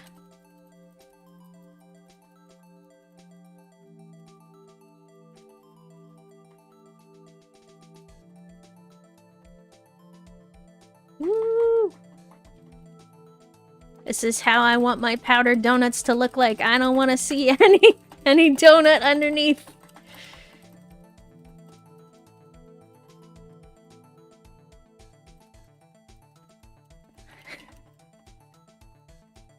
My finger's hurting. Okay, I've dusted. I feel like I should just dust the whole locker. Like, this is the amount of dust I'm using. Might as well. Okay, there we go. Way too much sugar.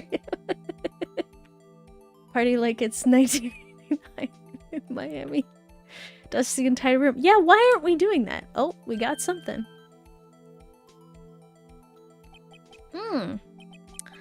Gave it my best shot. That kind of result won't be good enough for matching prints, will it? But it doesn't look like we'll get a clear result from this print. Okay, let's try a different finger then. What other finger is there? Okay. So we tried the index finger. I think maybe this is the thumb. I don't know. Is there something in this area? Maybe here? Oh, okay. So did I select this before? Is it this? Oh no. Oh no. Here? try the other one if it's the same one. Use the Mr. Bean painting method. What's the Mr. Bean painting method? The recipe called for light dusting, not a dust storm. I'm actually curious. Am I going too hardcore here? Like, can I just do that? Like, does it have to be this excessive to register? 'Cause I feel like this is a bit much. No, okay, that was the same one. Gave it my best shot. Okay, so that was from earlier. Let's try a different one. So I did grab the wrong one again. Maybe this one. Whatever's here.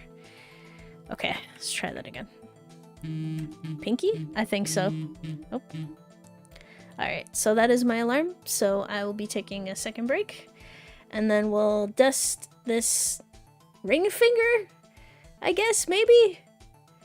And figure out if we got a viable print. Alrighty. I'll be back in a few minutes.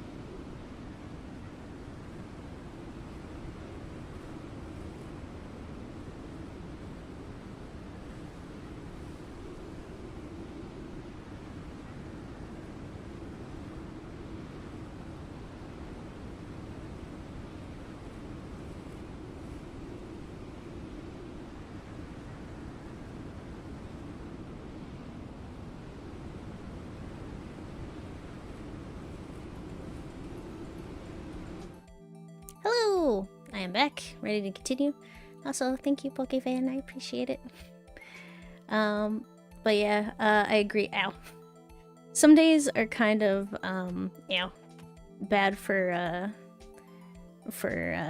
people being off. Like my early morning, Monday and Friday streams are not the best times, but I still like having them, even if it doesn't have a lot of views.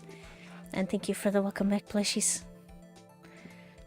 I'll probably, as time goes on, I'll work out my schedule and see if I can improve it better. Whoops. Oh, hi Maximus, how you doing? Okay, let's see here. So we were dusting for fingerprints, and I believe we're doing the ring finger possibly, or index finger, depending on what we were looking at. Alright, time to powder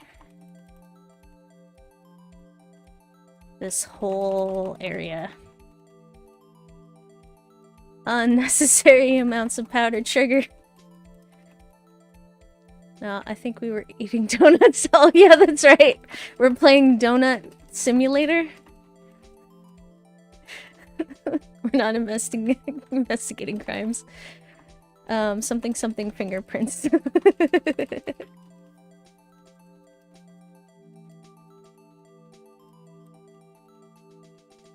prints of fingers.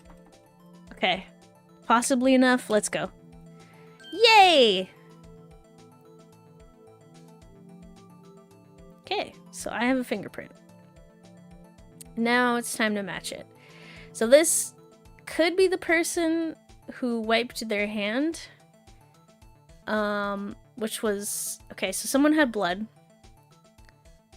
And they touched the locker and they wiped the blood away. And they threw something in the locker, which has white fabric. So we're... Seems like someone who would be suspicious, but we'll see. So it's definitely not Gant, I don't think. Could it be? Like, how exact? Are they gonna make the angle the same? Okay, no. I love that you put yourself in here, Emma. No. No. Bruce Goodman, no. Oh, Marshall. Why did you have blood on your hands, Marshall? Just check Meekins. Oh, no. No. Marshall's looking suspicious, along with Star.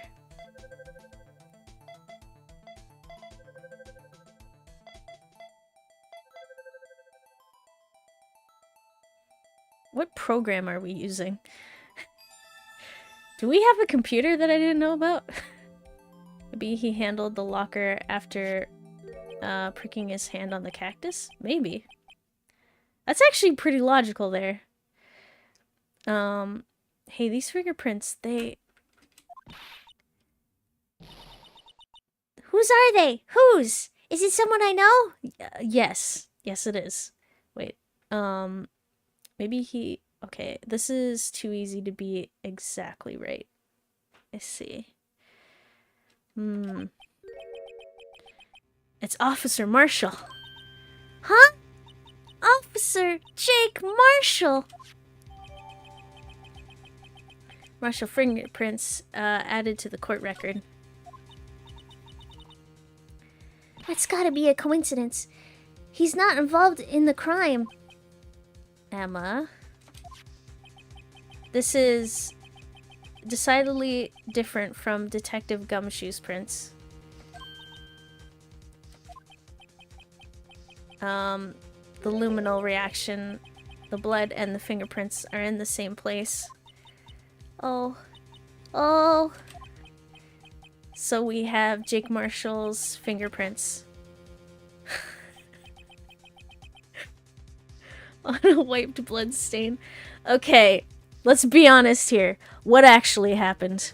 I'm saying that, or I'm thinking the cactus theory is definitely plausible. I'm also thinking that he may have cut himself shaving. And that's where, you know, he dropped the knife. He's cutting, you know, he's shaving with his left hand. He might have, like, dropped it, you know, grabbed his face, you know, because he always seems to be shaving the left side of his face. Only, like, his thumb and index and middle finger got blood on it because it was, you know, his chin, and, like, his other fingers, you know, didn't touch that part of the face, and then he wiped it. He wiped it on the locker. It just makes logical sense. He's clearly innocent. Emma, calm down. It's okay. But why would Officer Marshall... It looks like our investigation is finally turning up some results. I guess this is what you'd call decisive evidence. No! Phoenix! Don't you start with this. I don't believe it.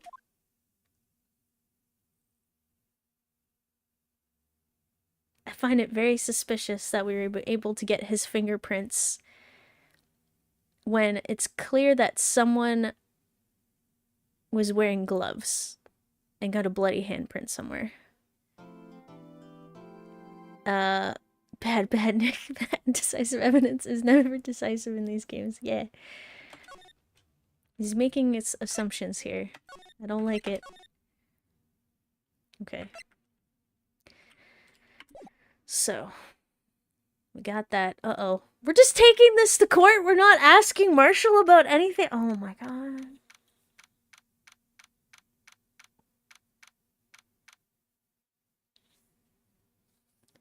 Detective evidence is never decisive in these... Oh, sorry. Oh, I disconnected from chat and reconnected, I suppose? Hopefully that's fine. Just to double check. Yep, that seems... Okay. Let me just... Sorry. Just gonna double check something here. Okay, I think it's going good. Alright. Sorry. We didn't have a chance to ask Marshall anything. We just walked right by his desk on the way out from the evidence room. Nope, couldn't talk to him at all. We're too busy. He was probably there saying, have a good day, you know? Yeehaw. And then we're just, like, passing by, like, don't talk to us. We're too busy. So what do you think, Mr. Wright? I think the prosecution is as confused as we are. After all, the victim was murdered in 2 different places at the same time. Wait, oh, you're here. And a different suspect was arrested at each of the crime scenes. Lana! Good morning, Mr. Wright. I apologize for yesterday. I was indisposed. I hope they didn't hold you too long for questioning. We just finished, actually. I'm used to all-nighters, though. So how'd it go? It's as Mr. Wright suspects. The police are clueless. I figured as much, so I struck a plea bargain. A plea bargain? What do you mean by that? We agreed that if I told them the truth behind this, simultaneous murder, they wouldn't seek capital punishment. Jeez. That's on the table? That's what I mean, Emma. But Lana! Don't tell me you... Jeez. This is bad. Wait, it was Phoenix's turn to hold the idiot ball. Oh my god. Some girl dressed up like a Japanese schoolgirl with glasses playing bass fraternity... What? Pentix flight? Wait, what?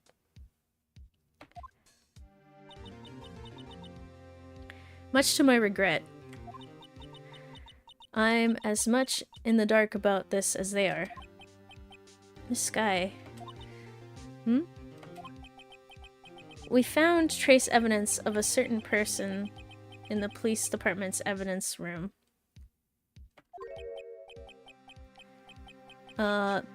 They belonged to Officer Jake Marshall. What kind of trace evidence? Blood-stained fingerprints, to be exact. Oh, you two in cahoots? He was watching Buddy F. Oh. Wait a second. Wait, am I not getting this?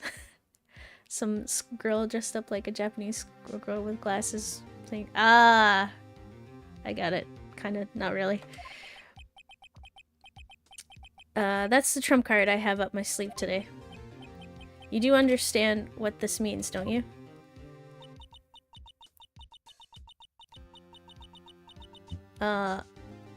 Above eyes message I see. Oh, Marshall on his phone busy watching. Oh, I didn't even see.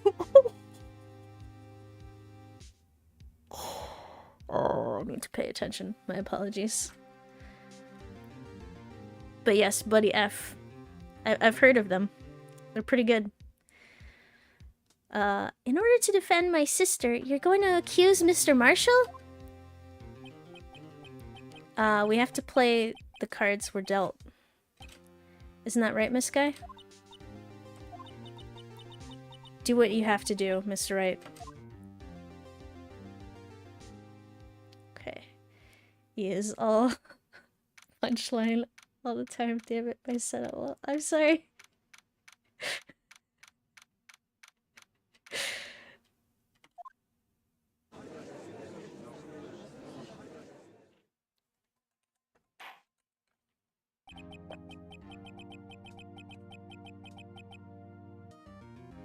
How could you do this to me? I'm distraught. I'm sorry.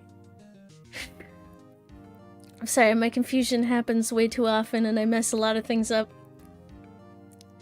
Court is now in session for the trial of Miss Lana Sky. The defense is ready, Your Honor. The prosecution is, What do you mean, Humph? I'm afraid you'll have to clarify. It takes 30 minutes by car to reach the police department from the prosecutor's office. Yet the victim, Bruce Goodman, was slain at both places at the same time. That's not physically possible, is it? What's more, I hear the victim from the evidence room just disappeared. Yes, and the body eventually reappeared in the trunk of Mr. Edgeworth's car. 30 minutes... No, but he would be everything is confusing. I'm going to go do something drastic, like jump off a cliff bar. Wait, what? That doesn't seem physically possible. Exactly. Wait, what is, no, don't jump off things! Wow, this is one messed up trial. One of my duties as prosecutor is to present impartial evidence. Today, I will present evidence relating to the murder at the police department. In doing so, I believe the way in which we should proceed will reveal itself. Now that's what sets Mr. Edgeworth apart. He sounds so on top of things. Even though he doesn't know what's going on himself. And that's supposed to be an admirable trait? Wait, Cliff Bar is basically energy protein bar here in the States. Oh! Well, that's still very high. Don't jump off it. It's a bit much. Was that like an inch off the ground? That's a lot. Just be careful. Very well. Let the trial resume. On the day of the crime, what exactly transpired at the police department? Mr. Edgeworth, you may call your first witness of the day to the stand. Solid half-inch. That's still very high. For its first witness, the prosecution calls the suspect of the murder that occurred at the Police department. The suspect? You mean the so-called murderer? Oh no. Oh boy. Things are getting wild from the get-go.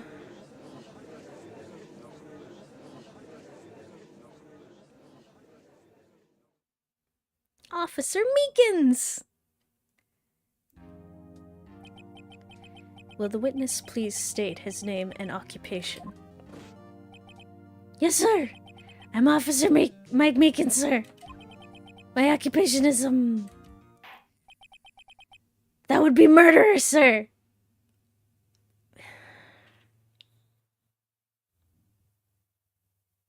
Meekins, please. Also, your hand. Why do you keep doing this to yourself?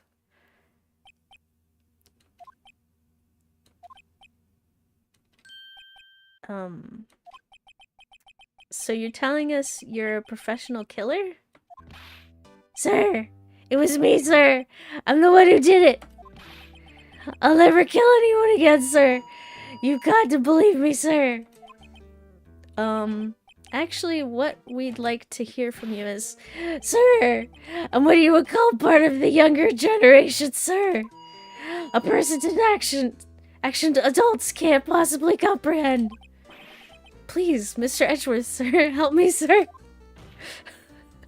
What is happening? Meekins has no brain cells, just a blank space. I don't know, a rubber chicken coated in pepper spray? Wait. Officer Meekins. Yes, sir? Give us your report of the crime. Consider that an order. Yes, sir! As you wish! Meekins is even a person Meekins can't comprehend. The man is something up there, and it's not right. After all, I'm part of a generation that would be told what to do, sir. What the heck? You can't fault him for a lack of enthusiasm. Okay. Crime report, sir. Got it.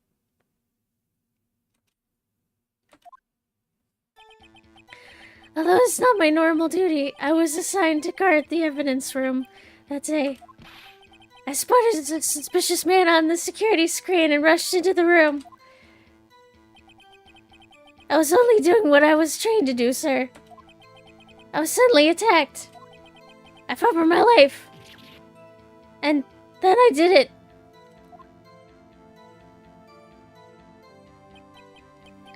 After that, I passed out until another officer smacked me awake. Someone get this man a tissue. So, the victim, Detective Goodman, attacked you? Do unto others before they do unto you! That's Meekins' family motto, sir. I see. Then you fainted and a colleague helped you regain consciousness. Yes, sir! He knocked me upside the head, sir! Very well. The defense may begin its cross-examination. Doesn't that technically make it self-defense? Well, first, like, it's self-defense, but also, if you stab someone in the heart and murder them, one would presume that they wouldn't have enough strength to knock you out. Also, how did... Meekins didn't have a knife on him, he just jumped on the guy, so wouldn't the guy have stabbed himself if he was holding a knife and Meekins just jumped on him and he accidentally, like, the knife got lodged into him because of the angle that he pushed his arm or something? I mean, you know, Meekins tried to tackle him, but he did stab himself. So, is that even self-defense? I don't even think that's self-defense, you know? I think that's just the murderer murdered himself. That makes sense. Or the victim murdered himself. To be fair, I think a stiff breeze could knock Meekins out. Yep, the man does not have A fantastic constitution makes sense. Or much chill, yeah. What I need here is more info to work with. Okay. Let's ask him everything. So, what do we got here?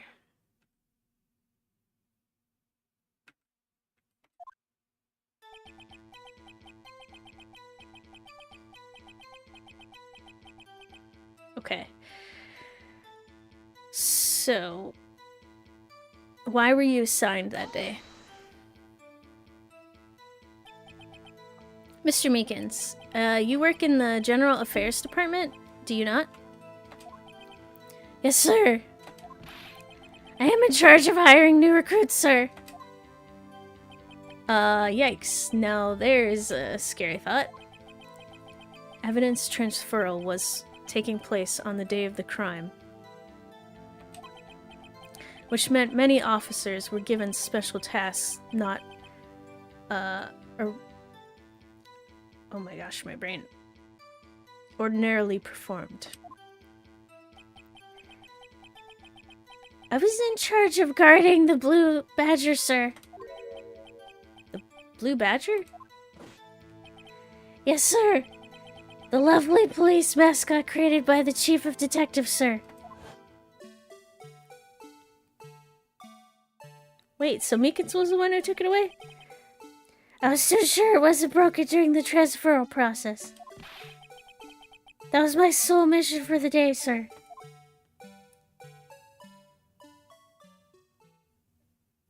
Okay. I see. Sounds like a very, unimportant mission.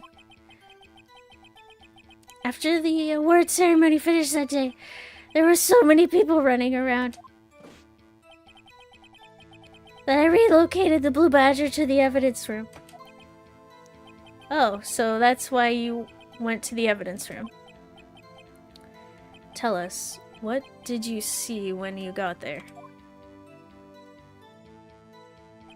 Wait, it all comes back to Gumshoe. No! Oh my god, could this be the time he's a true criminal? I've trusted him all this time. The Badger's, entrancing dance brainwashed Meekins into murdering Goodman. Oh, there we go. Gumshoe and Meekins in cahoots. Let's see. I spotted a suspicious man on the security screen and rushed into the room. Okay. Tell us more about that. In order to enter the evidence room, you need an ID card. Am I correct? Precisely, sir. I have one right here around my neck. So then, your ID number should be listed on here, right?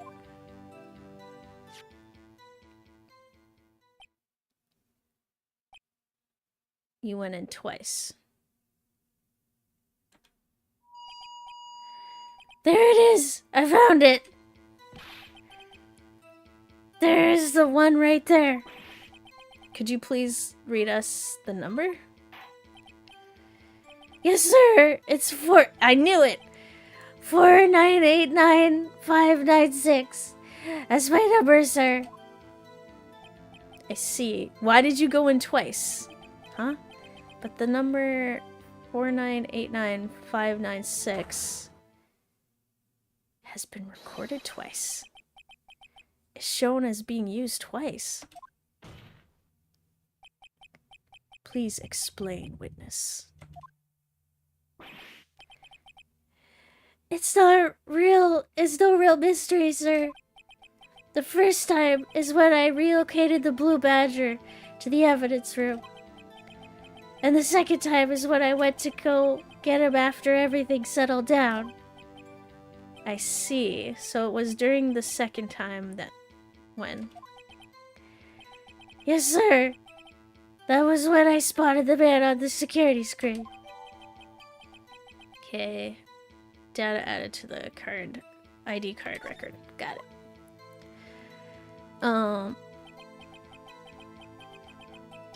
Wait, hold on. So, I have made it back. Is the guy faking being dumb?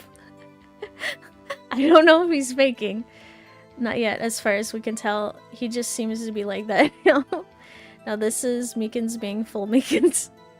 Did you spray the badger for blood? No, I didn't! Oh, I should have sprayed the badger. I was only doing what I was trained to do, sir. I was suddenly attacked. Explain. So you were attacked. Can you please tell us exactly what happened to you? It was a knife, sir. A knife. Detective Goodman pulled a knife on you? What happened then? Well, with me charging in on him like that, he looked like as surprised as I was. You aren't exactly the kind of person someone would want to run into. Jeez, Phoenix, that's just rude. That's when I reacted, sir. I swung my arm like an octopus, struggling to detain him. That's how I got this gash on my hand. Okay, so you attempted to grab him and got stabbed in the hand? Maybe if you just keep your cool, your hand wouldn't be... Okay. When I saw the blood trickling down my arm, I panicked. Okay. Alright. Also, thank you. I'm doing my best with Meekins here. Let's see. I grabbed the man by his collar. Oh. Oh! Oh, I think I got something here. Okay. So, oops, sorry. In the evidence room, there was a locker with the white fabric sticking out. Goodman is known to wear white. So, fake Goodman, who I assume is fake Goodman, was inside the evidence room, had the ID, went in, was surprised by Meekins, pulled out a knife. Meekins tried to grab him, but cut himself on the knife and then passed out. But he grabbed the collar of the man dressed up as Goodman, who I'm just making a presumption here, but got blood on it. So now the guy dressed as Goodman just can't go around with blood soaked all over his coat. So he probably grabbed his coat and shoved it in the locker, but was in a rush. So, like, as to hide it and stuff like that, but left the corner sticking out. But then, if they had blood on them, was it Marshall who had blood on himself and closed the locker because it was Meekins' blood and ended up cleaning the fingerprints, or cleaning up his handprint off of the locker, which was his locker, maybe, or may not be his locker. But what's weird, okay, so I've got a theory. Maybe Goodman was killed in the evidence room, but he wasn't killed at 5:14. And Marshall and Star, I think, are in cahoots to moving the car into Mr. Edgeworth's trunk. So that way they could get him accused of the crime and then possibly rope Lana into it. I'm not entirely sure if she was meant to be roped into it because they want vengeance for what happened to them getting demoted, because both Marshall and Star were demoted from detective. And then Marshall came back to clean up as much as he could because the crime scene needs to be at the prosecutor's parking lot instead of the evidence room, and then he got caught by Meekins. And he needed to make Goodman seem alive, so he used his ID badge. That's gotta be it. I'm thinking that's what's going down here. But then, why would the autopsy report? It's all confusing. Oops. Apologies, that's my phone. Okay. I fought for my life. Then I did it. Oh wait, let's go back on that. My bad.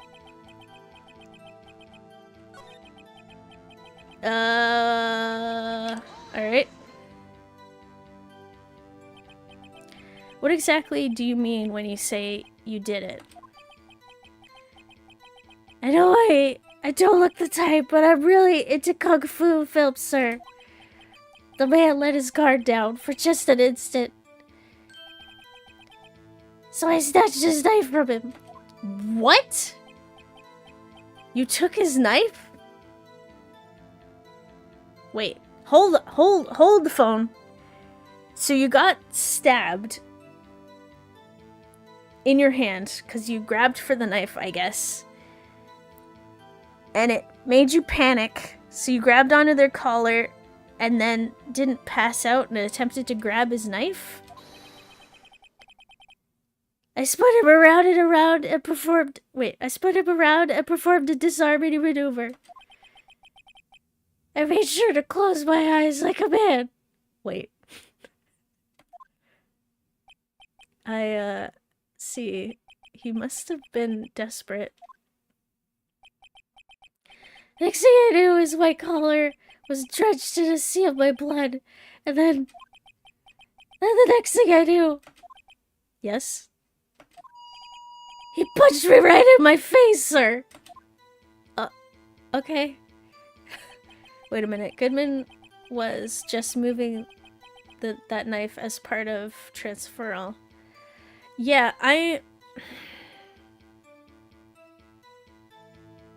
So I'm thinking... Amikins got spooked. Oh no, are you saying that that's actually Goodman?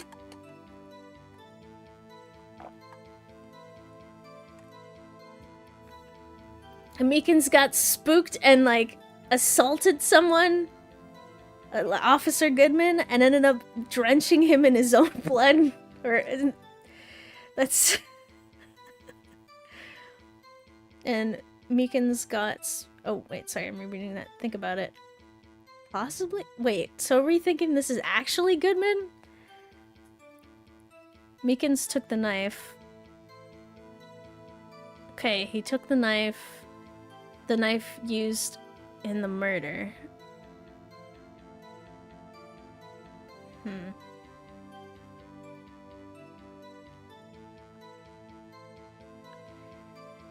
So, a piece of evidence being retired. Okay.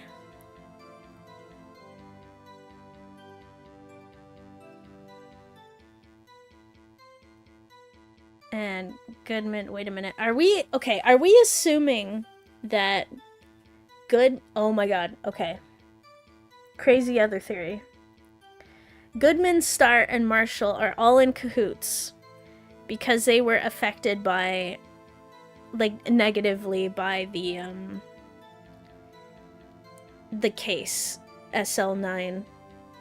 And Goodman actually stabbed himself because he wants to keep the evidence of SL9 from being transferred along with everyone else. Like, this is... I'm so confused. After that, I passed out until another officer smacked me awake. Okay. Meekin freaks thinking Goodman pulled a knife on him. Oh! That makes sense. Okay, he just pulled out evidence, and it's a knife. Goodman was just moving the knife. Oh. That's also possible. Goodman was just doing his job, and then he reacted to, like, Meekin's freaking out on him. Okay.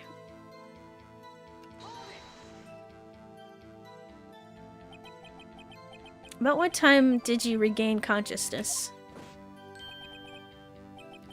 No offense, sir, but how am I supposed to know that? I was unconscious. Oh, right. According to the report from the officer that woke up the witness, it was about 5:30. He hit me right in the head, too. I woke up crying, tears of pain. That's nice. I mean, it's nice that you recovered, that is. When I came around, though, I made sure to finish my mission, sir. Your mission? Yes, sir. The Blue Badger, sir. I returned him to the entrance before things got out of hand. How were you not arrested immediately? I'm so confused. Well, we can all rest easy now.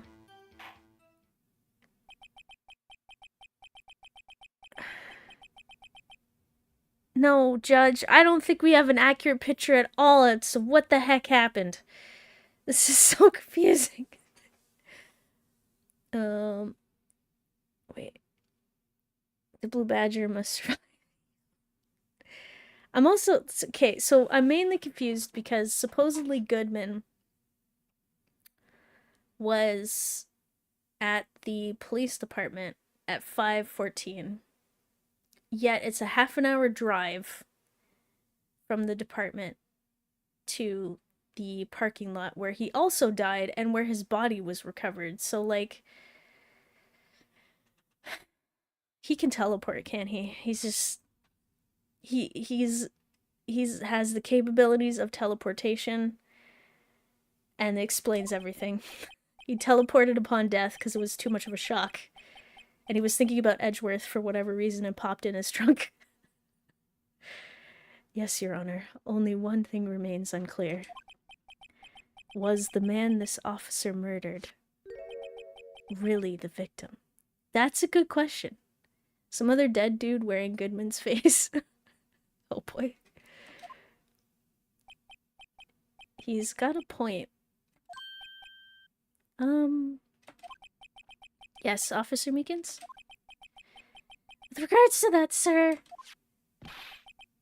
take a look at this. It was sent to my jail cell. Chief Gant delivered it to me just this morning, sir. The chief? Could he have altered the footage? The one in the trunk was actually Detective Goodman. See, that's what I thought. Okay, so there was no body found in the evidence room. Yet a murder was committed, yet the victim's body is missing. Yet Goodman, the real Goodman, or maybe the real Goodman, maybe he was too mangled to tell what was in the trunk? Head of the slime division. Oh no, ow. Delivered it? What is that? A videotape? Yes, sir. That's absolutely right, sir. A videotape, sir.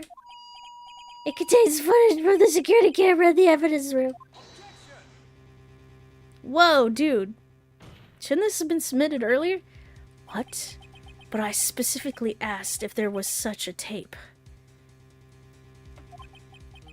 And was told it had been mistakenly erased. It's quite a mistake. I just do what I'm told, sir. It's the only thing I'm really good at. Looks like communication with the police department is as good as ever. Well then, let's have a look. Show us the video of you murdering the victim. Oh, please stop using that word, murder, sir. It scares me. Oh my god. We can still kill that, dude. A video of a real murder. Just what are we getting ourselves into? Okay, this is confusing.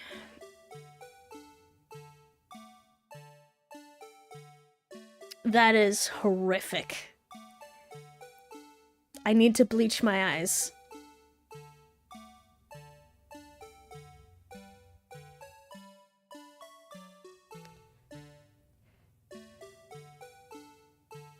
Ooh, thank you, Mrs. Swiss cheese. Look. Wash him out. Ooh. Okay. We got someone walking in front of the camera. This sweeping camera thing is not a good idea.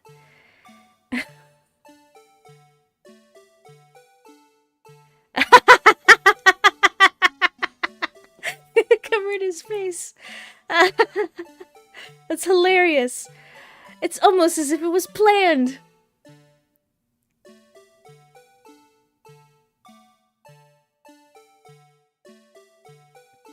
Go get him, Meekins. Get him with your baton.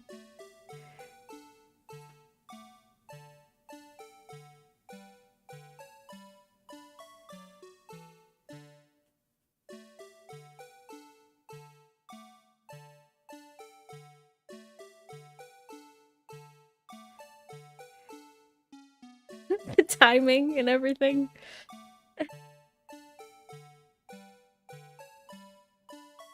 Whoa, that was a kill shot right there. Like, that detective was going in for the kill.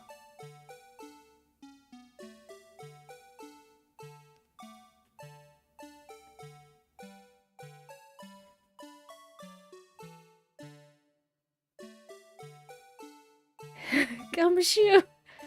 Goodman is not a good man. I'm starting to think not. Or Meekins. Never mind, I hate your badger. Oh my goodness.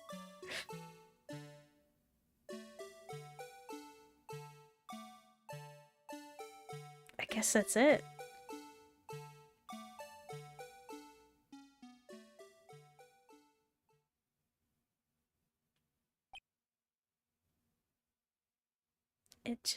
It just proves that there was no murder took place.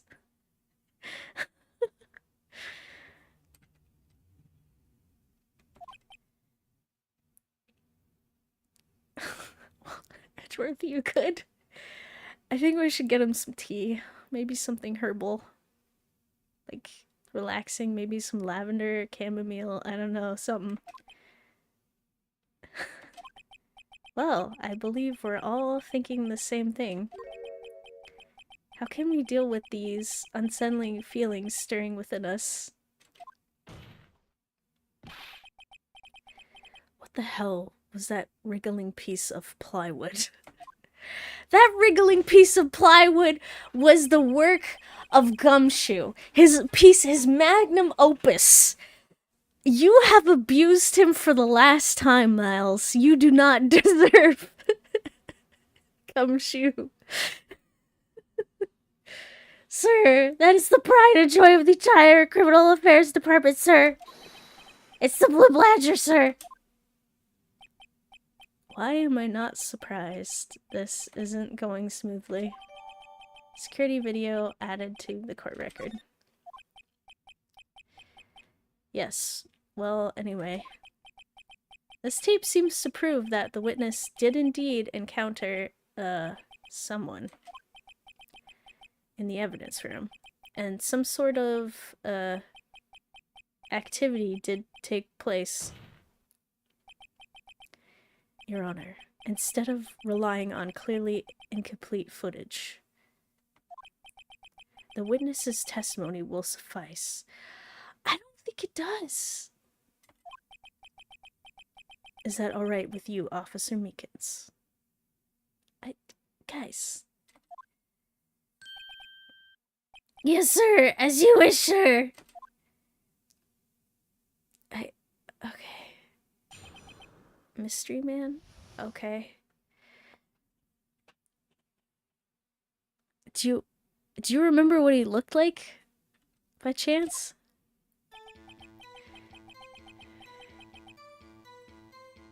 His face can be clearly seen in the video.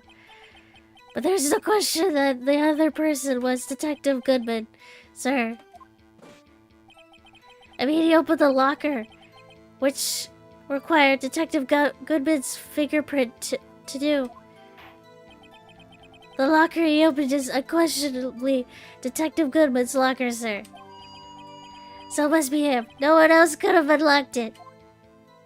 Okay, but what if he cut off the hand of Goodman and then used that to open the locker door, and then he took the hand back to the other crime scene and sewed it back on? Has anyone ever thought of that? That makes sense. No? What's this about a fingerprint? Each detective has been given a locker equipped with a fingerprint-activated lock. These locks ensure that each locker can only be opened by the detective it belongs to. Intriguing. That would mean the victim at the crime scene would have to have been Detective Goodman. Very well. The defense may begin its cross-examination. Okay. I don't know where this cross-examination will lead, but everything begins with contradictions. That's where I have to start. Okay. Contradictions it is.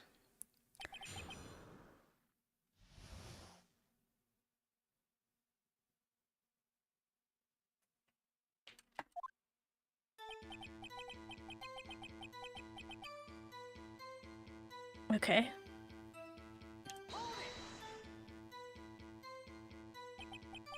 Tell me, were you able to get a good look at him?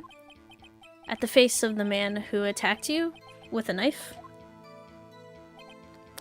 Sir, if you must label people as having seen or not seen the man's fate. Wait.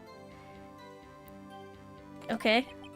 I believe I would be classified as the latter. The latter? But you were standing right in front of him, were you not? More to the point, you were a person who fought him, aren't you? Oh yes, sir. But I didn't get a clear look at his face, sir. I'm not the kind of guy who looks directly at people when talking to them, you see. Yeah, that's a good trait for a police officer. So I'm sure it was him. I'd bet my badge on it. Okay, so you didn't see that it was Goodman. Got it. But there's no question. Alright.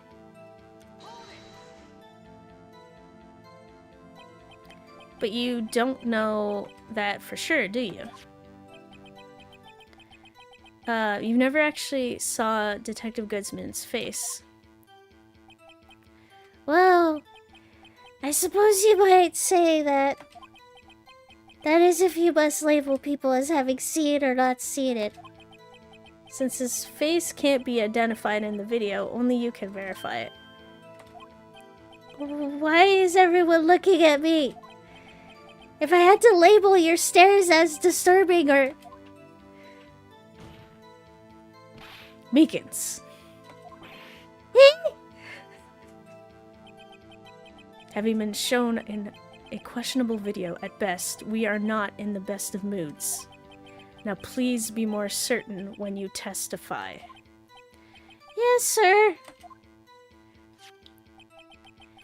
You claimed the man who brandished a knife on you was Bruce Goodman. Tell us why you are positive it was him.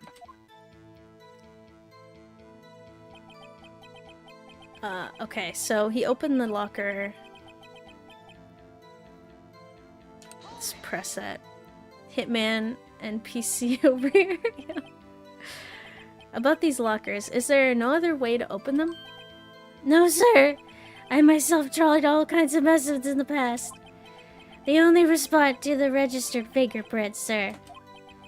I wonder what kind of method he's tried. If the man opened the locker's lock, which only responds to its registered fingerprints, then he must be the person the locker was assigned to. Exactly my point, sir. And this too.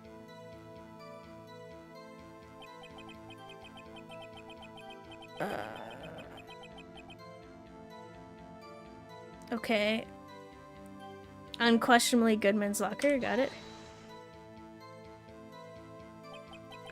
How do you know that information? I've heard rumors, sir, from people in the know, sir. People in the know?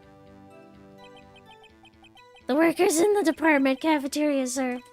They keep me informed. They also listen to my romantic troubles, sir. For the record, the open locker did indeed belong to Detective Goodman. I verified this information through a more reliable source. So the victim opened the locker with his own fingerprint.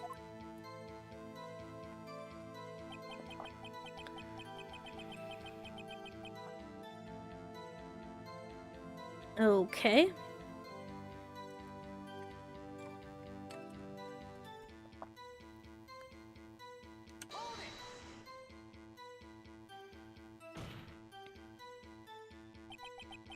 However, the most important detail is not shown in this video. The man's face. Sir! If I may say something, sir.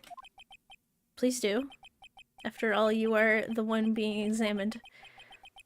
I don't understand why the man's face is so important in this case, sir. I mean, it was his hand that opened the fingerprint lock. And it was his hand that... Oh.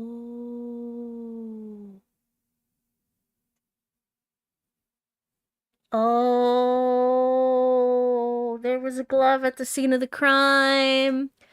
There was a glove. Does it work if the fingerprints are on a glove and you can grab a hold with your warm hand? Is that a thing? Fingerprint glove? Yeah, right? Because there was that random white thin latex glove. So, is it possible, like, that the fingerprints were put on it somehow? I don't know. I feel like I've seen a lot of fingerprint stuff get hacked into by, like, the former fingerprint being there, and then you put a little bit of powder down, and then you put tape, and then you just press it with your finger, and then it goes off or something. And I know that might not be the case, but, like, what happens if someone used, like, latex gloves and the previous fingerprint was actually Goodman? Or maybe the gloves were on the... I don't know. It feels like there's something there. Yeah, I think that would work. IRL, it depends on the scanner. Yeah. But, like, in this case, it's gotta be... It can't be, you know, 100%. It's gotta be something. Okay. It was his hand that tried to thrust his knife into my body, sir. My unsettled state could testify enough to this, sir. Yes, you have a point. In my experience, they usually don't work even with your finger. Oh. That really sucks. Yes, you have a point. The footage doesn't lie. That is, unless the defense can find a problem with it. Mr. Wright, let's check the court record again. Is there a problem with the security video? Yes.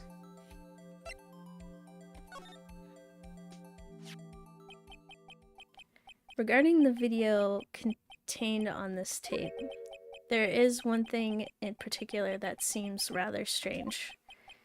Strange? This contradiction leads to the possibility that... Go on.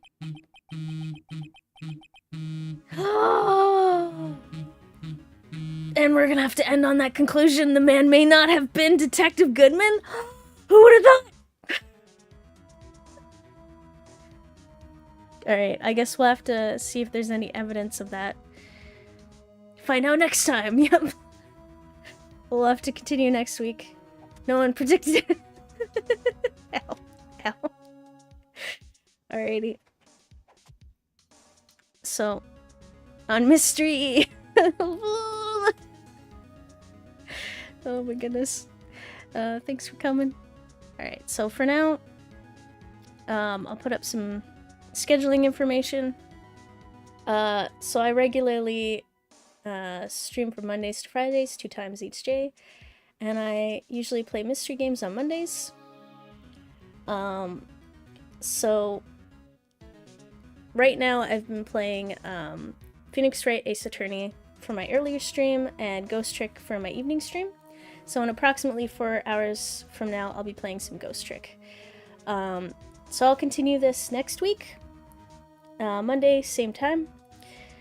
As for next week on Friday, I intend to continue with some Portal, and we'll see where we go from there, because I believe we're pretty far through the game.